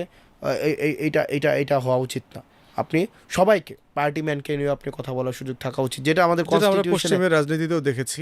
আমরা কনস্টিটিউশনে দেখবেন, ওই যে আমাদের আর্টিকেল 70 নিয়ে আমরা কনস্টিটিউশনেরটা নিয়ে কথা বলতেছি, বাট নিজের পার্টি নিয়ে কথা বলছি না। নিজের পার্টিকে নিয়ে আপনি কথা বলা উচিত। আরেকটা বিষয় হচ্ছে যে এনসিপির ব্যাপারে একটা বিষয় বলা হয় যে এনসিপির সাথে ইসলামী দলগুলোর অথবা জামাত শিবিরের রাজনীতি করে অথবা দল আকারে তাদের সাথে সম্পর্কের একটা একটা শ্যাডোই রিলেশনশিপ আছে, পিছনের সম্পর্ক আছে। এবং সম্প্রতিও আমরা দেখলাম যে আওয়ামী লীগের ব্যাপারে নিষিদ্ধের দাবিতে যারা সংহতি প্রকাশ করতে এসছে, একটা সমালোচনা এসছে যে খুব বেশি সংখ্যক পরিমাণ ইসলামী দলগুলো এবং ডান ঘরানার দলগুলো মানে এনসিপির উপরে সাওয়ার হয়েছে বলে অভিযোগ করা হচ্ছে। তো এনসিপি আসলে ইসলাম কোশ্চেন, ইসলামী দল প্রশ্ন, এইটাকে মোটা দাগে তোমরা কিভাবে দেখছো? সেটা হচ্ছে আমি আবার ভিন্ন তথ্য জানি। আমি জানি হচ্ছে এনসিপির উপর একটা মানে একটা অভিযোগ আছে যে এনসিপি অনেক বেশি লিবারেল, অনেক বেশি বাম ঘরানার যারা তাদেরকে অ্যাকোমোডেট করছে, ইসলামপন্থী মানুষদের থেকে হচ্ছে একটা দূরত্ব মেনটেন করার। এটা এই যে নারী কমিশনের ব্যাপারে অনেক মানে অনেক নেতাদের মন্তব্যের ব্যাপারে এই আলোচনা এটা আসছে আর কি। তার মানে যেহেতু দুইটা কথাবার্তায় আছে, তার মানে আমরা আমাদের এই সেন্ট্রিস্ট পজিশনকে আমরা মনে হয় হোল্ড করতে পেরেছি। মানে এটা তোমরা মনে করছো যে এটা মানে তোমাদের জন্য একটা অ্যাচিভমেন্ট? ডেফিনেটলি একটা পক্ষ মনে করছে যে এনসিপি আমাদের থেকে দূরে চলে যাচ্ছে, প্রত্যেকটাই মনে করছে আমাদের থেকে দূরে চলে যাচ্ছে, আবার অপরপক্ষে মনে করছে সে আমার থেকে দূরে চলে গিয়ে তার কাছাকাছি যাচ্ছে। তো এই যে একটা সেন্ট্রিস্ট পজিশনকে হোল্ড করা, এটা মনে হয় সম্ভব হয়েছে এনসিপির। মানে we have been actually successful to maintain everyone. এনসিপির ব্যাপারে আরেকটা সমালোচনা হচ্ছে যে তোমরা আসলে শহরের বাইরে নাই, ঢাকার বাইরে নাই। Definitely true. তোমরা ক্যাম্পাস, বিশ্ববিদ্যালয়, শহর, শিক্ষিত জনগোষ্ঠী এর মধ্যেই তোমরা বিচরণ করছো। তাহলে সেটা কি তোমাদের দল আকারে গড়ে উঠবার জন্য কি এটা একটা বড় চ্যালেঞ্জ কিনা? ডেফিনেটলি এটা ট্রু, এটা আমি অস্বীকার করব না। এবং এটাকে স্বীকার করে নিয়ে এটাকে কাটিয়ে ওঠার জন্য আমরা হচ্ছে পলিসি নিচ্ছি, আমরা মানুষের কাছে যেতে চাই এবং আমরা খুব শীঘ্রই আমরা হচ্ছে সার্বজনীন হয়ে ওঠার যে ব্যারিয়ারগুলো অতিক্রম করে আমরা মানুষের কাছে পৌঁছাবো। এখন হচ্ছে আমরা পডকাস্টের প্রায় শেষের দিকে চলে আসছি। খুব শর্ট ইয়েস নো টাইপের, অথবা যদি একান্তই একটু তাফসির করতে হয় সেটার জন্য আর কি। প্রশ্ন হচ্ছে যে একটা প্রশ্ন আসে যে রাজনৈতিক কর্মীরা, নেতারা চলে কিভাবে? তো তোমার ব্যাপারে এই প্রশ্ন আছে, আমাদের ব্যাপারেও আছে যে রুটি রুজি চলছে কিভাবে। আমার দুইটা প্রতিষ্ঠান আছে, আমি প্রতিষ্ঠানের থ্রুতে আমি পড়াই, আমি স্টিল পড়াই, পড়ানোর থ্রুতে আমি, এবং হচ্ছে ওই যে ডিজিটাল মার্কেটিং নিয়ে আমরা কাজ করি। এবং তোমার তো সংসারও আছে। হ্যাঁ, সংসারও আছে। তো সংসারও তো চালাইতে হচ্ছে ডেফিনেটলি। তো কি তুমি আসলে চাকরি করো, কাজ করো, মানে সেলফ এমপ্লয়েড, না রাজনীতি করো? মানে তোমার আসলে মানে ফুল টাইম কোনটা? না, আমি প্রফেশনালি হচ্ছে আমি মানে টিচার, আমি পড়াই, এবং হচ্ছে আমার ওই ডিজিটাল মার্কেটিং রিলেটেড ইনস্টিটিউশন আছে, একটা আমার বিষয়। আর দুই নম্বর বিষয় হচ্ছে আমি এখন তো পলিটিক্স করছি, মানে ফুল টাইম মোটামুটি পলিটিক্সই করছি। ফুল টাইম ছাড়া কি রাজনীতি করা সম্ভব মনে করো? তবে ফুল টাইম ছাড়া যদি সম্ভব না হয় তবে আপনার লাগবে, অবশ্যই ফাইন্যান্সিয়ালি আপনাকে সলভেন্ট হইতে হবে, আদারওয়াইজ আপনি করাপ্টেড হওয়ার অপার সম্ভাবনা আছে। মানে সচ্ছল ফ্যামিলির ছেলে মেয়ে হওয়া দরকার। আপনার সচ্ছল ফ্যামিলি না, ব্যক্তিগত সচ্ছলতা প্রয়োজন। আপনার যদি ব্যক্তিগত সচ্ছলতা না থাকে এবং যদি আপনার অর্থের আপনার ট্রান্সপারেন্ট উৎস না থাকে, তাহলে আপনি জনগণের কাছে গ্রহণযোগ্যতা হারাবেন। এনসিপির নেতৃত্ব নিয়ে কি সংকট আছে অনেক সময়? মানে কমেন্টে অথবা কাউন্টার কন্ট্রাডিকশন নিয়ে একজন আরেকজনকে চ্যালেঞ্জ করা নিয়ে কি এটা বোধ করবার সুযোগ আছে যে কালেকটিভ লিডারশিপে ঘাটতি হচ্ছে? না, ডেফিনেটলি নো। নাহিদ এবং আক্তার ভাই মানে বেশ দুর্দান্ত ভালো করছে, এবং আমরা ওদের যে লিডারশিপে আমরা আমাদের পলিটিক্সকে, হ্যাঁ অবশ্যই বিভিন্ন জায়গায় তো ঘাটতি থাকেই, সেইগুলো নিয়ে আমাদের কথা বলার সুযোগ আছে, স্পেস আছে। আমরা মনে করি যে লিডারশিপে কোয়ালিটির মধ্যে একটা গুরুত্বপূর্ণ যে আপনার ক্রিটিসিজমকে আপনি কতটা হচ্ছে আপনি স্পেস দেন, সেক্ষেত্রেও যথেষ্ট পরিমাণ ভালো করছে। প্রফেসর ইউনূস মাহফুজ আলমকে সারা দুনিয়াতে মাস্টার মাইন্ড হিসেবে পরিচয় করে দিয়েছে, হাসনাতকে দিল না কেন? আমি তো জানি না যে প্রফেসর ইউনূস আমাকে চিনি কিনা, আমি সেটাও জানি না এখনো। জিজ্ঞেস তো করেছো, মিটিংয়ে দেখা টাকা হয়েছে না? আমার সাথে কখনো, যে আমাকে কেন পরিচয় করায় দিলেন না? আমি তো লম্বায় ছোট না। জানি না। মাহফুজ ভাই বলেছেন যে উনি মাস্টার মাইন্ড না, ওনার জায়গা থেকে ওনার বলেছেন। আর আমি ডক্টর মোহাম্মদ ইউনূসকে আমি আসলে আমার কোনোদিন কথা হয়নি আজকে পর্যন্ত। এটা তো খুবই দুঃখজনক। মানে তোমরা যাকে প্রধান উপদেষ্টা বানাইছো তার সাথে তোমার দেখা কথা হয় না? আমার সাথে কথা হয় না এখনো। আমার সাথে একবার দেখা হয়েছে, কিন্তু আমার সাথে কখনোই কথা হয় নাই। অনেক রাজনৈতিক দলের ভিতরে আসন্ন নির্বাচন সুষ্ঠু হবে কিনা অথবা সময় মতো হবে কিনা এটা নিয়ে যথেষ্ট সন্দেহ আছে। মনে করা হচ্ছে যে এনসিপি একটু সময় নিতে চাচ্ছে তার দল গুছানোর জন্য। এই ব্যাপারে এনসিপির বক্তব্য কি? এনসিপির বক্তব্য হচ্ছে প্রধান উপদেষ্টা ডিসেম্বর থেকে জুনের একটা টাইম ফ্রেম দিয়েছে। আমরা এই টাইম ফ্রেম নিয়ে আমাদের আসলে মানে কোনো মানে প্রশ্ন নাই, কিন্তু আমরা আমাদের জায়গা থেকে বলছি বিচারটা যেন হয়ে যায় এবং হচ্ছে সংস্কারের একটা ফ্রি ফেয়ার অ্যান্ড পার্টিসিপেটরি একটা ইলেকশনের জন্য আপনার কিছু সংস্কার প্রয়োজন। আপনি যদি এটা একটু আমি যদি একটু বড় করে প্রশ্ন উত্তর দিই, যে আপনি আগের যদি অ্যাডমিনিস্ট্রেশন রাখেন, যে আগে কী হইতো ওসি নির্বাচনটা করে দেয়, ইউনো নির্বাচনটা করে দেয়, ওসি নির্ভর এবং ইউনো নির্ভর যদি নির্বাচন কাঠামো বিদ্যমান রেখে যদি আপনি আবার একটা নির্বাচনে যান, ওই নির্বাচন কাঠামো তো আমি ব্যক্তিগতভাবে আমি অ্যালাউ করতে পারি না। দ্বিতীয়ত হচ্ছে যদি দেখেন আগের যে পুলিশিং সিস্টেম রয়েছে, আপনার বিচার ব্যবস্থা রয়েছে, এই বিষয়গুলোর মিনিমাম সংস্কার প্রয়োজন। আদারওয়াইজ একটা নির্বাচন ফ্রি ফেয়ার অ্যান্ড পার্টিসিপেটরি হবে না। সেই জন্য আমার কাছে মনে হয় ওই টাইম ফ্রেমের পূর্বে এটা সম্ভব। সর্বশেষ প্রশ্ন হচ্ছে যে নারী কমিশনের অনেক মানে যে পরামর্শ এসছে, সুপারিশ এসছে, তার সাথে অনেক ওলামায়ে কেরাম এবং ইসলামী দলগুলো বোধ করছেন যে এগুলো ইসলামের সাথে সাংঘর্ষিক। তো ধর্মীয় অনেক বিষয় বাংলাদেশে রাজনীতি আকারে হ্যান্ডেল করতে হয়। তো সেই জায়গায় আবার দেখলাম যে নারীদের যে মৈত্রী মিছিল হয়েছে, সেখানেও এনসিপির অনেক নেতৃবৃন্দ সেখানে অংশগ্রহণ করেছেন। তো ইসলাম প্রশ্নে, ধর্ম প্রশ্নে, মূল্যবোধ প্রশ্নে এনসিপির কি কোনো কালেকটিভ পজিশন আছে? এনসিপি ব্যক্তিগতভাবে যে সামাজিক এবং ধর্মীয় মূল্যবোধ পন্থী কোনো রাজনীতিকে, কারণ আপনি রাজনীতি করবেন কাদেরকে নিয়ে? রাজনীতি জনগণকে নিয়ে আপনাকে রাজনীতি করতে হবে।